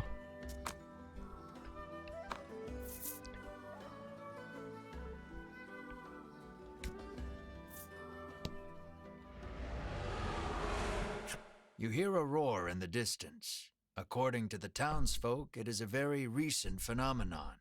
Rumor in the village has it that it might be the dragon. The man says the fishing industry is usually thriving in their season. You have to say something about this game. Everyone is equal opportunity. That. He mentions that even the fishing harbor to the northwest has been suffering from poor hauls of late.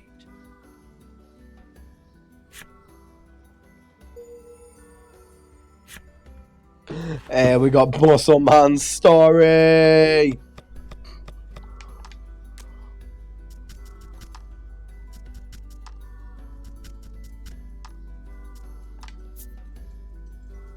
Traumatized by the bullying he received as a child, he vowed he'd never let anyone get the better of him again. His pain was the springboard for the body now before you. Elsewhere, another boy masked his own body issues by teasing another. Fearing retribution, he too bulked up. Thus did the world gain 2 absolutely ripped men.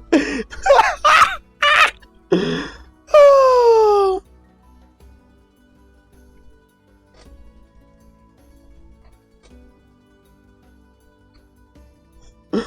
Oh god. Oh god. Oh, that's a good one.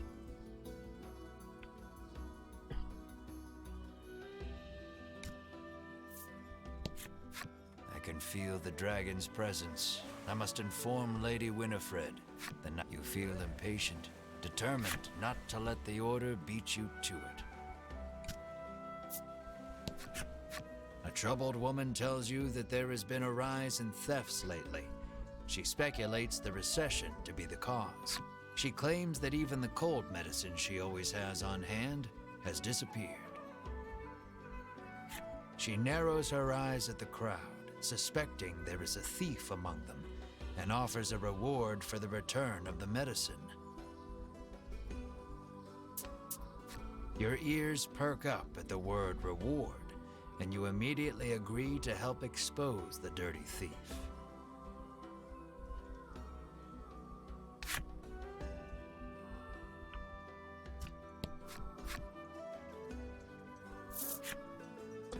Do we have the boat?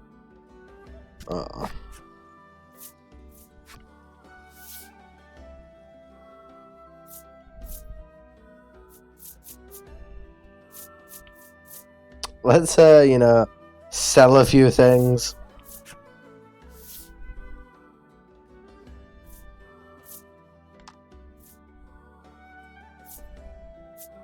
One, two, three, 4, 5, 6, 7.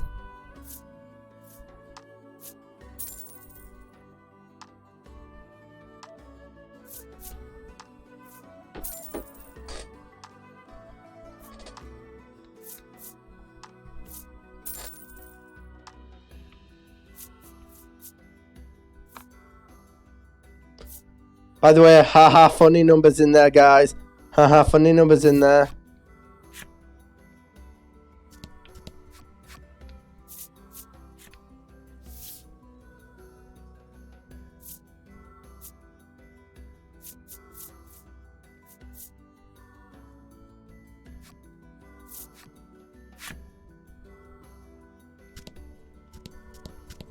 There is a sign on the door. Not home. Come back later. I know I shouldn't look, but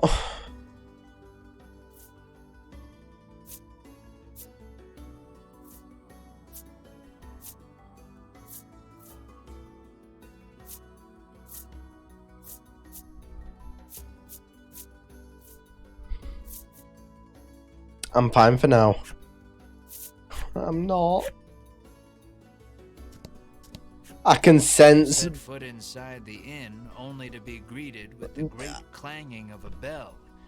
Congratulations, the innkeeper shouts above the joyous din. I can sense Dueling preparing to kill me if I upgrade again.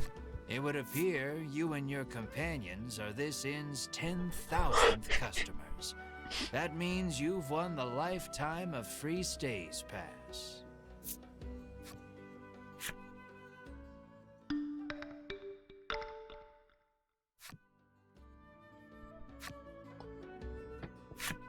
I do have to find it amusing that they're finding so many ways to give you an excuse for free in staying.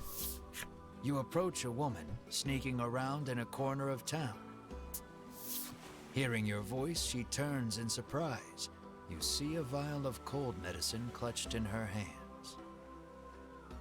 You explain that the person she stole it from needs it back. The woman begins to explain her own situation with downcast eyes. My poor little boy is bedridden, she says tearfully. He needs medicine, but I don't have any money, so I took it.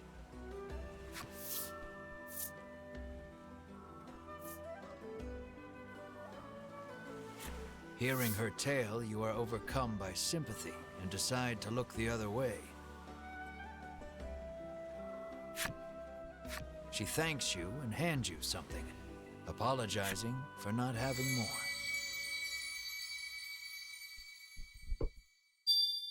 I really do wonder what these mysterious cards are going to be used for. Medicine in hand, the woman leaves quickly. Now then, what to tell the other lady?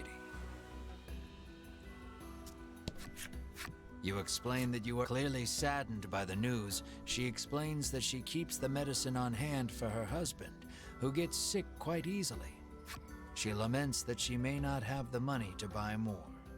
Unsure if you made the right choice, you return to your journey with a heavy heart. Can I just give her the money? That she may not have the money to buy more.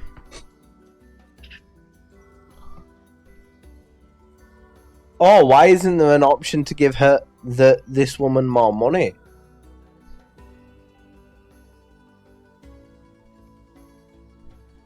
feel like these mysterious cards are going to have some form of impact or something later on.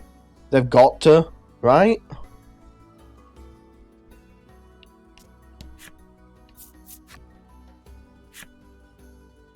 At least I'd hope so.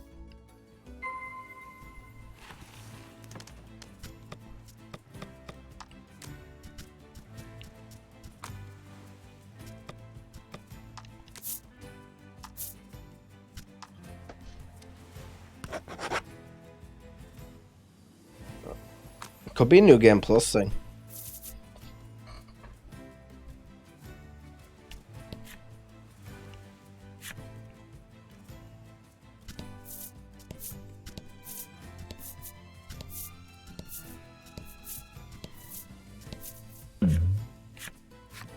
A bizarre rock appeared.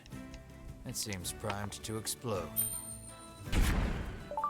The bizarre rock transformed into a treasure rock.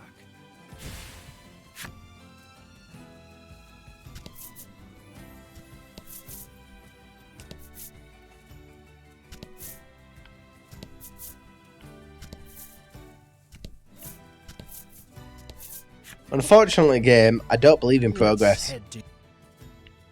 Fuck off now.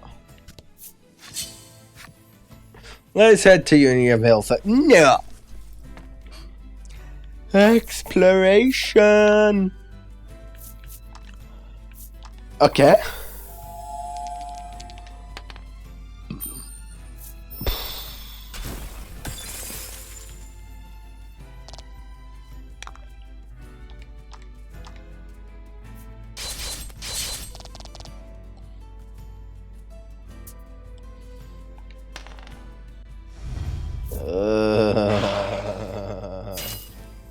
Oh no.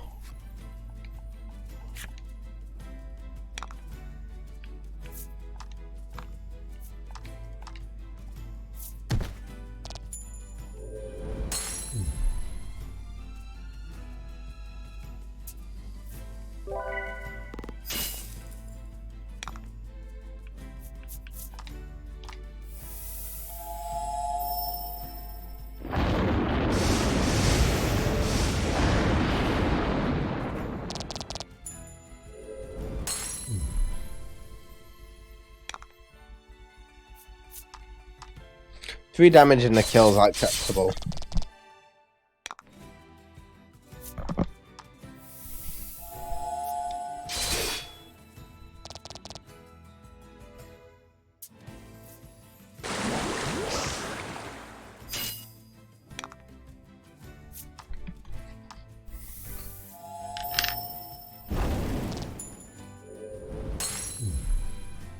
Right now, I think I'd need about 100 battles. Yeah. Treasure discovered! Come on, get something worth money! Be a gold. I mean, it's a curative, I guess. We did use ours, so, you know. Oh. We can look at the tree's story now.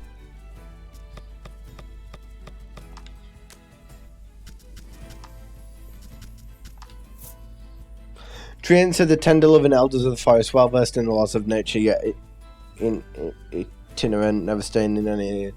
But no, when the cross pran. Huh. So they basically snap off an arm and give it to the one they meet, which is interesting.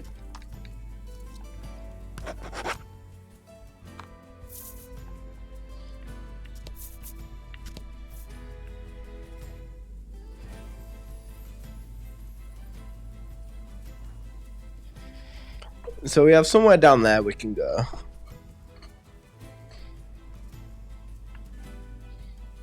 Which we probably will go shortly. We've got all this expanse to explore. One sec. Oh, I'm gonna turn my light on real quick and take a quick but short break.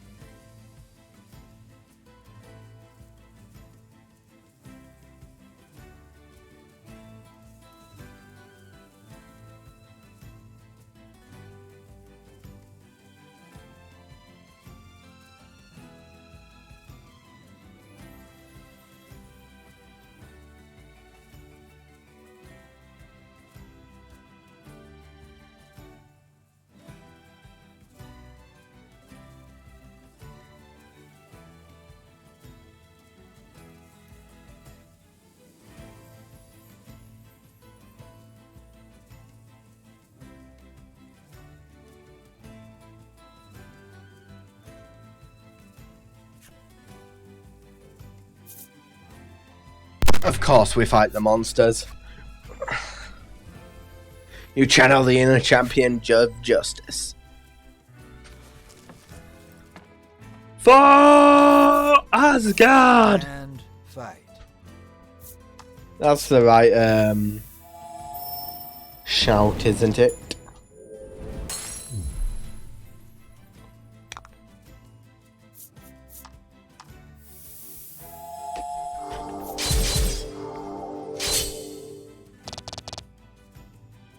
Did quite a bit of damage that. Nice.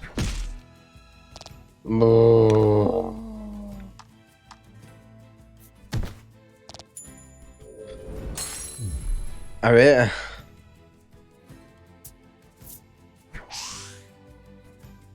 God, Melanie. Her attack is her attack's hard. She is the epitome of a mage. Higher attack, lower def. Actually, she's not even higher attack. She's average attack, lower defense, which is kind of unfortunate.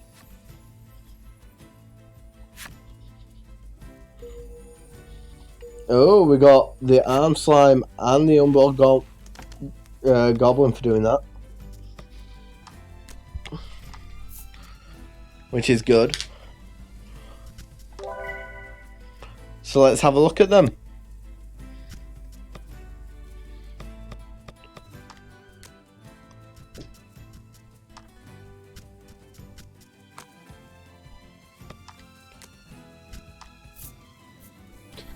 Well, learn to wield is perhaps overstating this. They still primarily attack by ramming their gooey body into their enemies, but they now they do so while brandishing a sword. Oh, that's great. It seems incessant bullying from their supposed mates is what snapped these goblins. Perhaps as humans are not the only ones preoccupied with fitting into society at large. La la la la la.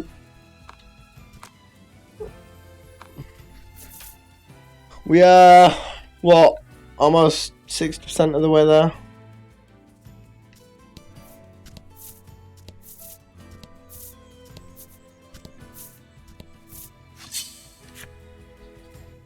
To our cash monies. Let's do this.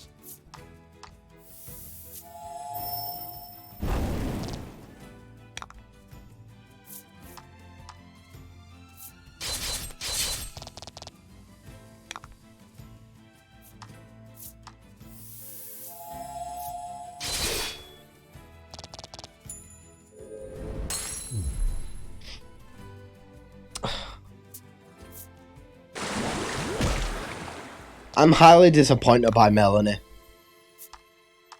She fell off like straight after we got the new party member.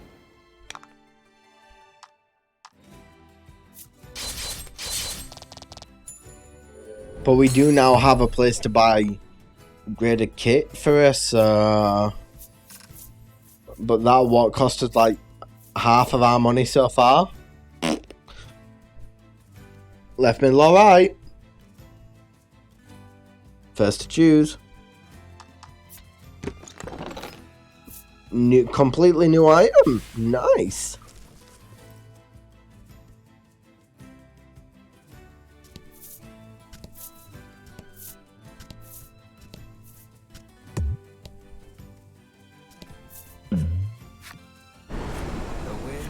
Up speed. A tornado is forming. You and your friends get swept up in the tornado. By the time you escape it, you're battered and bruised all over.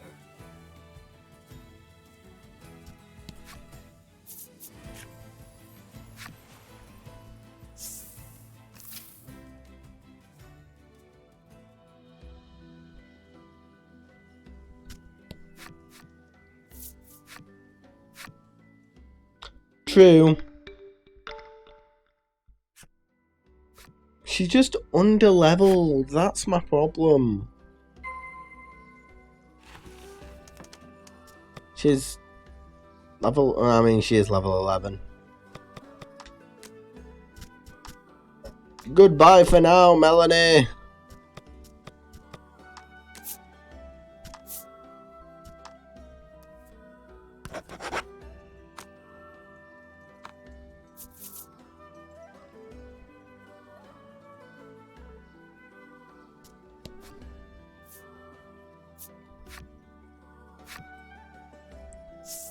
If I'm not a fan of our video players, I guess it'll be.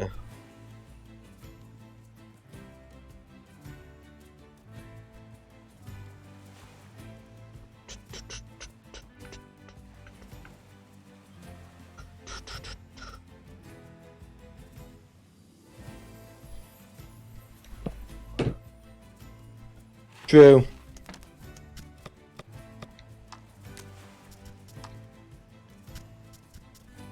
That's it. That's the skill she's got. She has an ability, I think. Oh, she's got 2. Okay. Immunity to poison, deadly poison. Add 3 damage to target if it's inflicted with a status element. So you don't only have one skill at a time, it seems. Or rather, ability.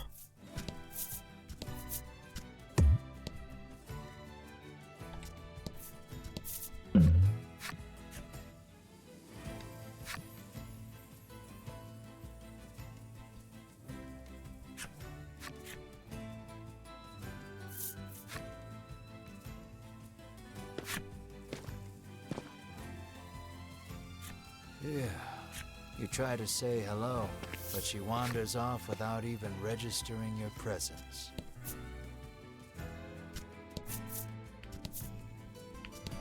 She was definitely gonna kill me.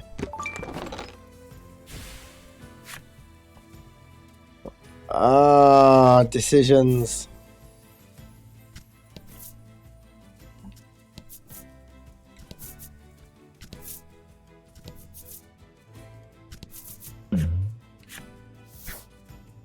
With a whoosh of displaced air, something shoots across the path right in front of you.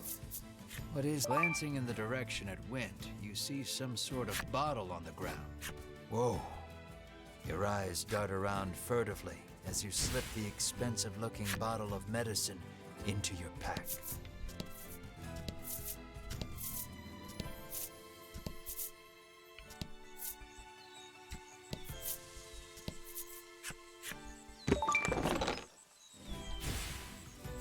Well, we're 12 out of 20,000.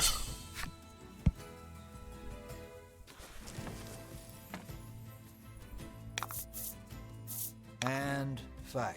Oh, shit.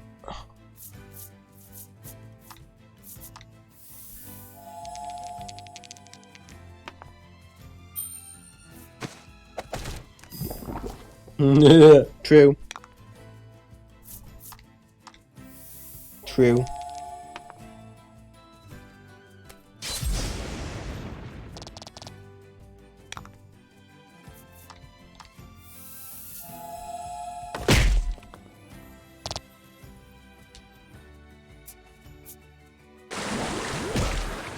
Water might actually be the most poison might actually be OP for these things.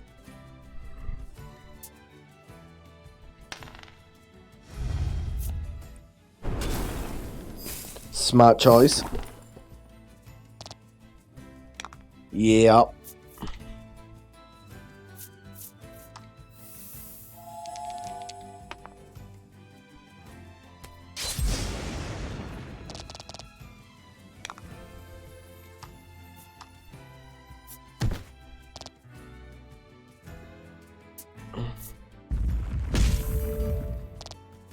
That should tick down and kill this turn anyway. I mean, could tick down and kill this turn. Yup.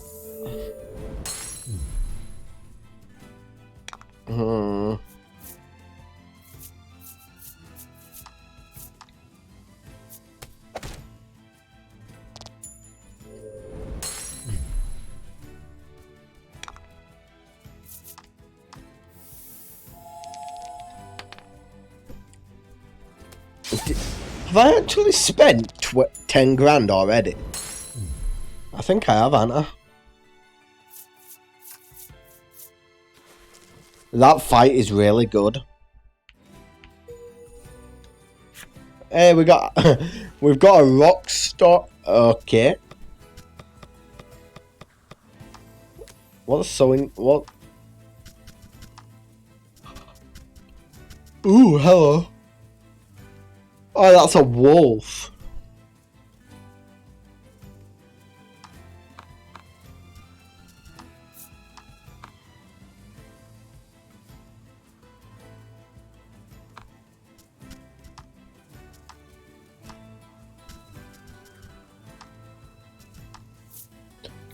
Dryad may never dry.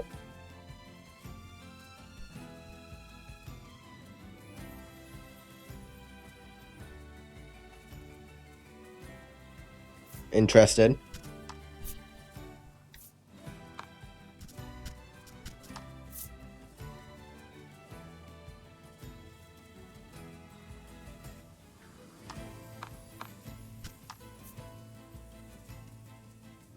Oh.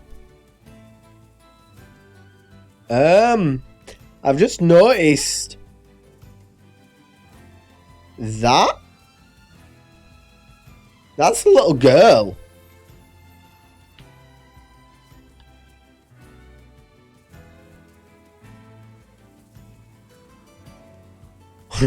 What if his daughter actually did die?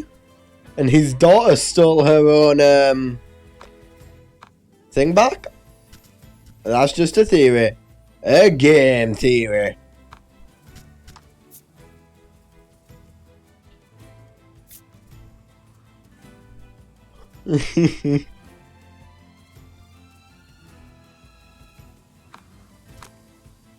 The magic rocks that are worth quite a bit apparently.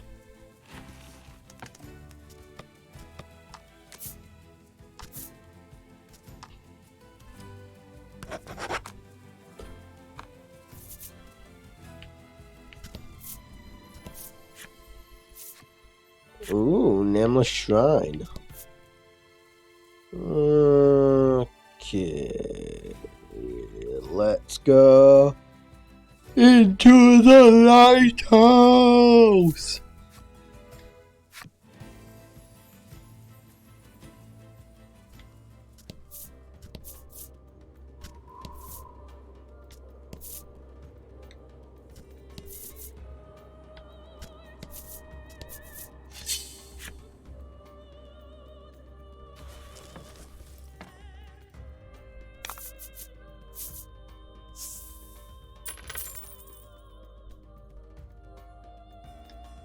Hello. Deal 2 times damage.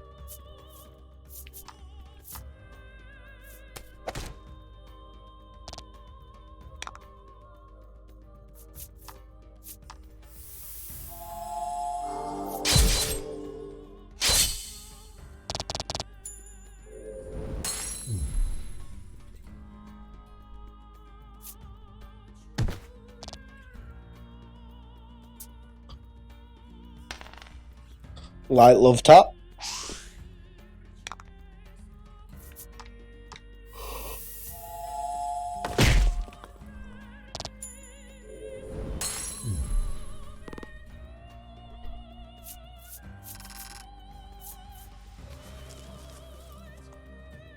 Getting more of that happenstance card would be great.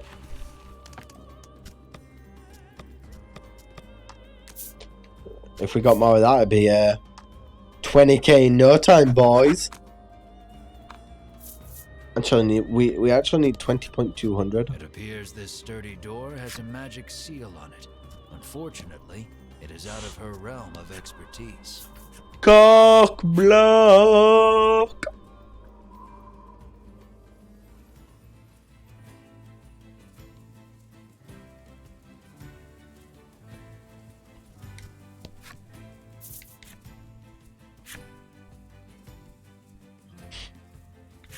Though a torch is not strictly necessary, it would certainly help you find your way through the dimly lit shrine.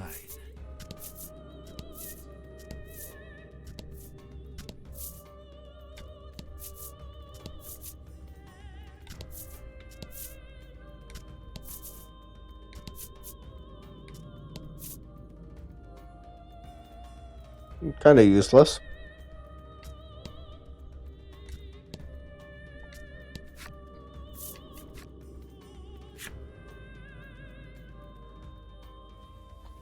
Guess it's time to go to Monsterland.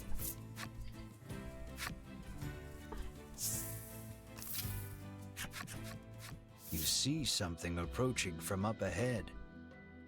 A monster, Melanie shouts, readying for battle.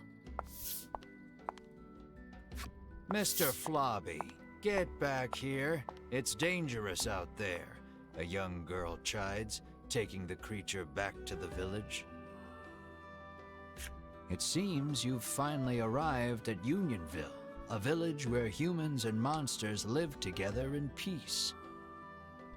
What a weird place, remarks Ridis lightheartedly. I like it. We aren't staying a moment longer than necessary, says an unsettled Melanie, her distaste for monsters plain on her face.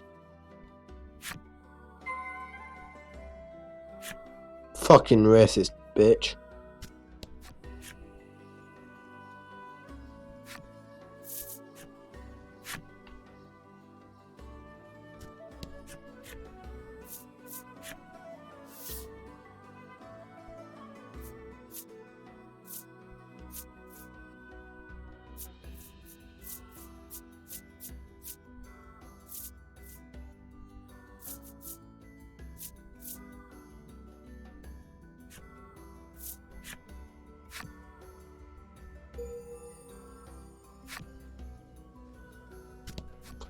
Blacksmith Star.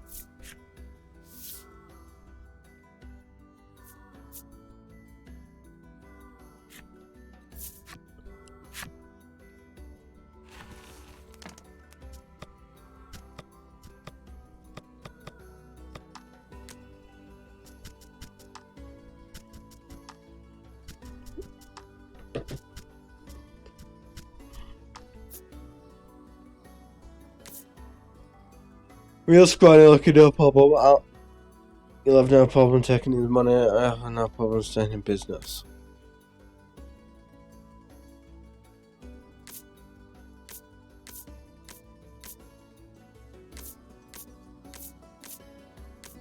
Oh.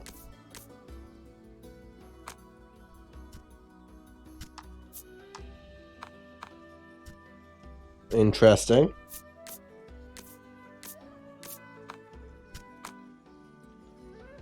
Hang on, no.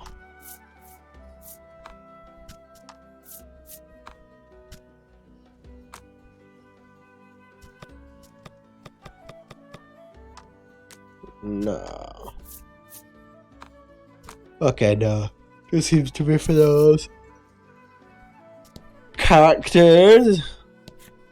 The woman frowns deeply, claiming the cakes she bought for her beloved furball have all been eaten by someone else.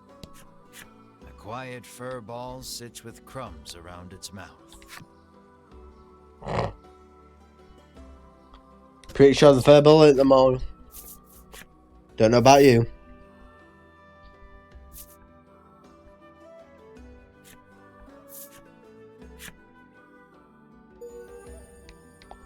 Hey, we can look at the girl's backstory.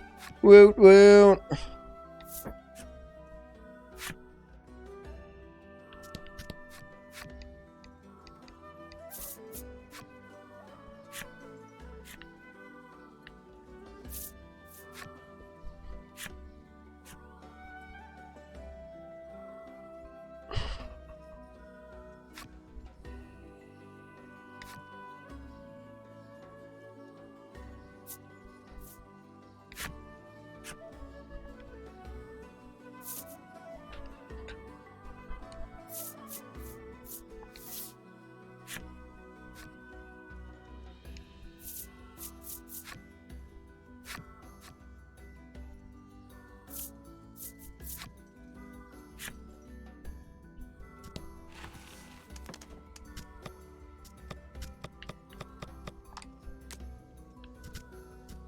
Gotta have a go look at the item girl now.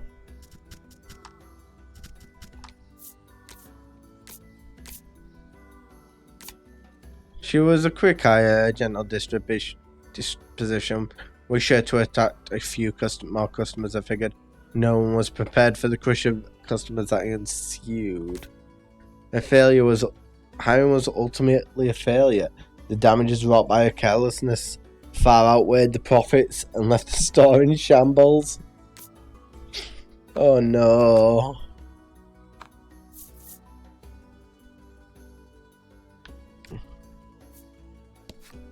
The village headman is a renowned gourmet, and rumor has it he only dines on the finest foods. The man says he wishes he too could have such a lavish meal just once in his life. His deep desire for delicacies only growing with time.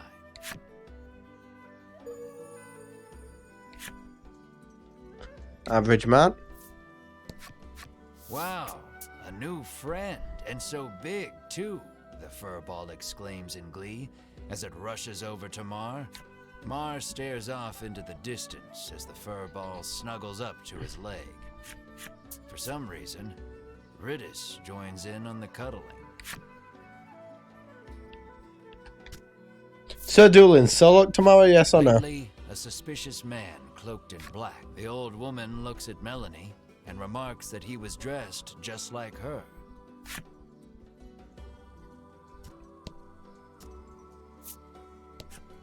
The little orc child is engrossed in a fairy tale.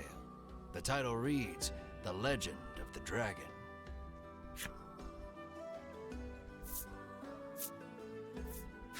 You take a peek into the picture book and come across a passage that piques your interest. Yeah, no worries. Feel free to take your time off, buddy. To where, you wonder? Then recall that this is merely a fairy tale. Is it though? However, does your mouth become so filthy, Mr. Flobby? Sighs the girl as she wipes the slime clean. Clearly embarrassed, Mr. Flobby murmurs, "That's not my mouth."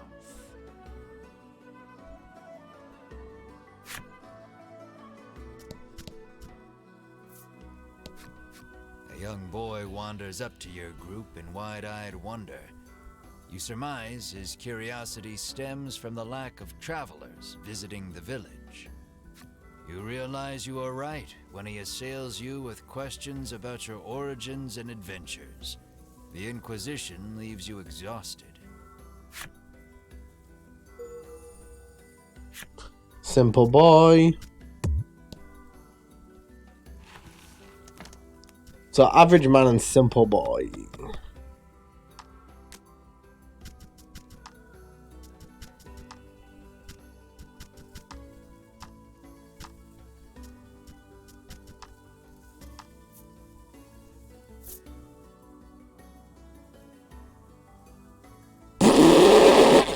The little boy loves his big sister. Today he's gonna climb to have a look-see in his sister's room. Oh, okay. Okay, Square. Oh, God. Yup.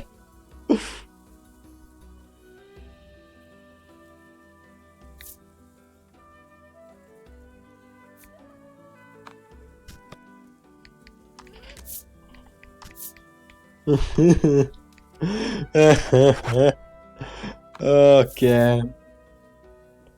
Okay, Square. The little goblin sulks. As he gazes upon the withering flowers he tried so desperately, he looks at you with tears in his eyes, silently begging you for help. You pour the salve onto the flowers, and they stand up tall. The goblin cries out, and he then holds something out to you.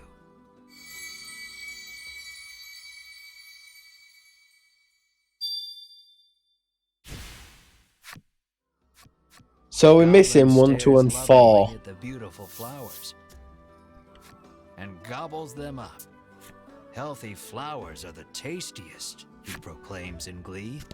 Did he grow those flowers just to eat them? You ask the old man if he knows anything about the dragon, but our headman is a wise and worldly man. He might know something, he remarks, pointing at a house not far away. The child says his monster friend left the village suddenly to go back home. He claims the headman told him that he could go home. The little orc child pouts. But I don't know where my home is. I wanna know where home is. Travelers, you hear a voice call from somewhere. Down here, at thy feet. You look down to see a small clump of fur by your boots. The clump of fur speaks. I am Lappy, and I should like to journey forth with thee.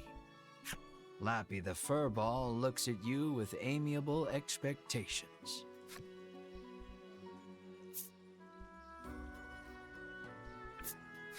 Of course, the more the merrier, you exclaim, pumping your fist energetically into the air. But Melanie coldly interjects, no, I can't trust monsters. Thoroughly rejected by Melanie, Lappy bursts into tears.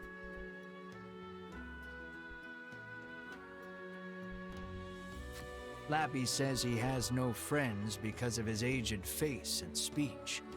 All alone, he decided to leave the village on a journey. Your party is silenced by the crying child with the face of a grown man. You tell Melanie to be nice and quip that both she and Lappy could use a friend. Exhausted from arguing with you, Melanie half-heartedly agrees. Fine, we can be friends. However, she says that they are on a dangerous journey to defeat the dragon. As such, they cannot take a child with them. Lappy leaps up and hugs her in his excitement, exclaiming, "Thou hast made me so happy."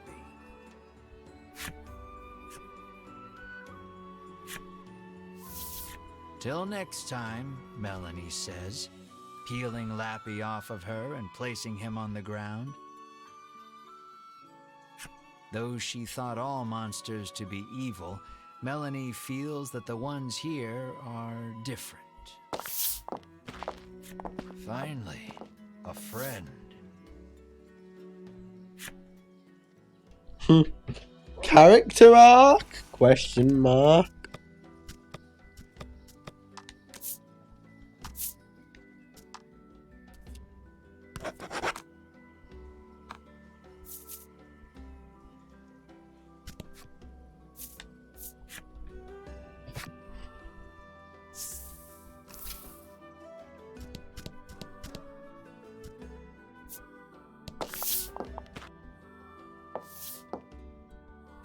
You bow, but before you can speak, the man suddenly introduces himself as the village headman.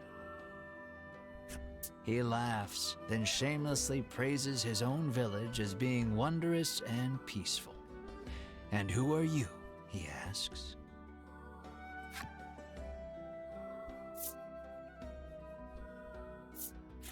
After explaining that you are on a quest to defeat the dragon, the headman invites you to rest your feet a bit in his village.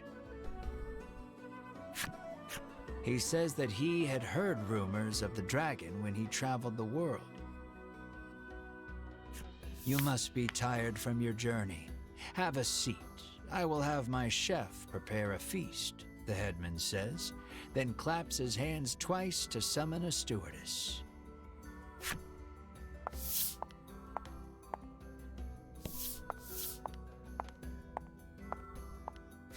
Extravagant dishes that you have never seen before are placed on the table before you, each one looking more delicious than the last. "You're drooling," Melanie scowls. You hadn't even noticed. You wipe your mouth with your sleeve, then gasp as you turn to Mar.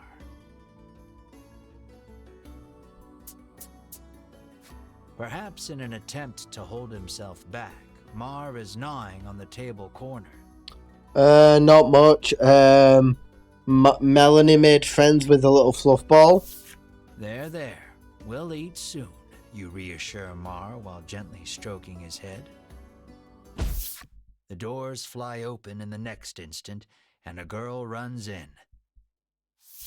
With tears in her eyes, she tells you that her dear companion, Mr. Flobby the Slime, is missing.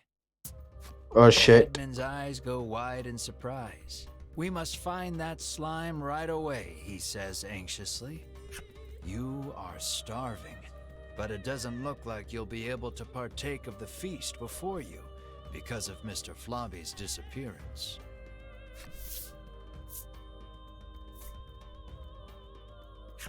"We will find your slime, and then we feast," you add quietly. Melanie reminds you that you are here to get clues about the dragon from the headman.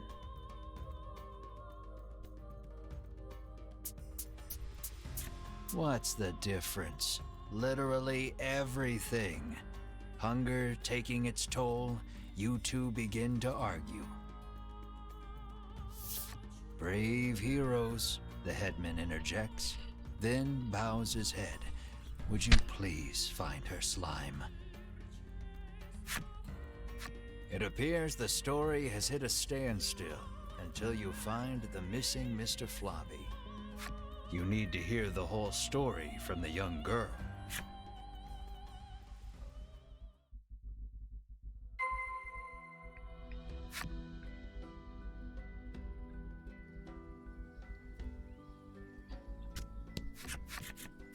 The girl sobs, wailing about the missing Mr. Flobby. Melanie places her hand atop the girl's head and promises that your party will find her companion. The girl then hands something to Melanie. She asks Melanie to wipe Mr. Flobby with it after you find him. The girl claims to have searched the village but cannot find her friend anywhere. Regardless, looking aimlessly outside the village would be a waste of time. You decide to collect more information in the village. Well, what I shall say to that is we'll hit there, hit here, and save there. Been what, almost 3 hours? Well, 2 hours, 10 minutes, 50 minutes. But it is a Friday, and I haven't streamed on a weekday in ages, same as yesterday. So I think I'm going to end there, unless someone has a raid idea. Anyone to raid? Prepare to feel the wrath of a pissed off nerd with admin privileges! Totally. Anyone got any raid suggestions.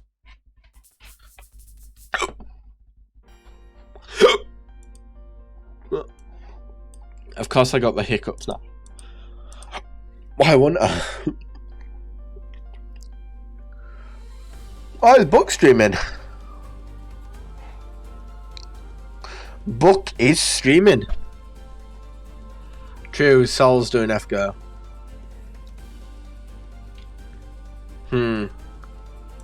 Okay, let's go Sol.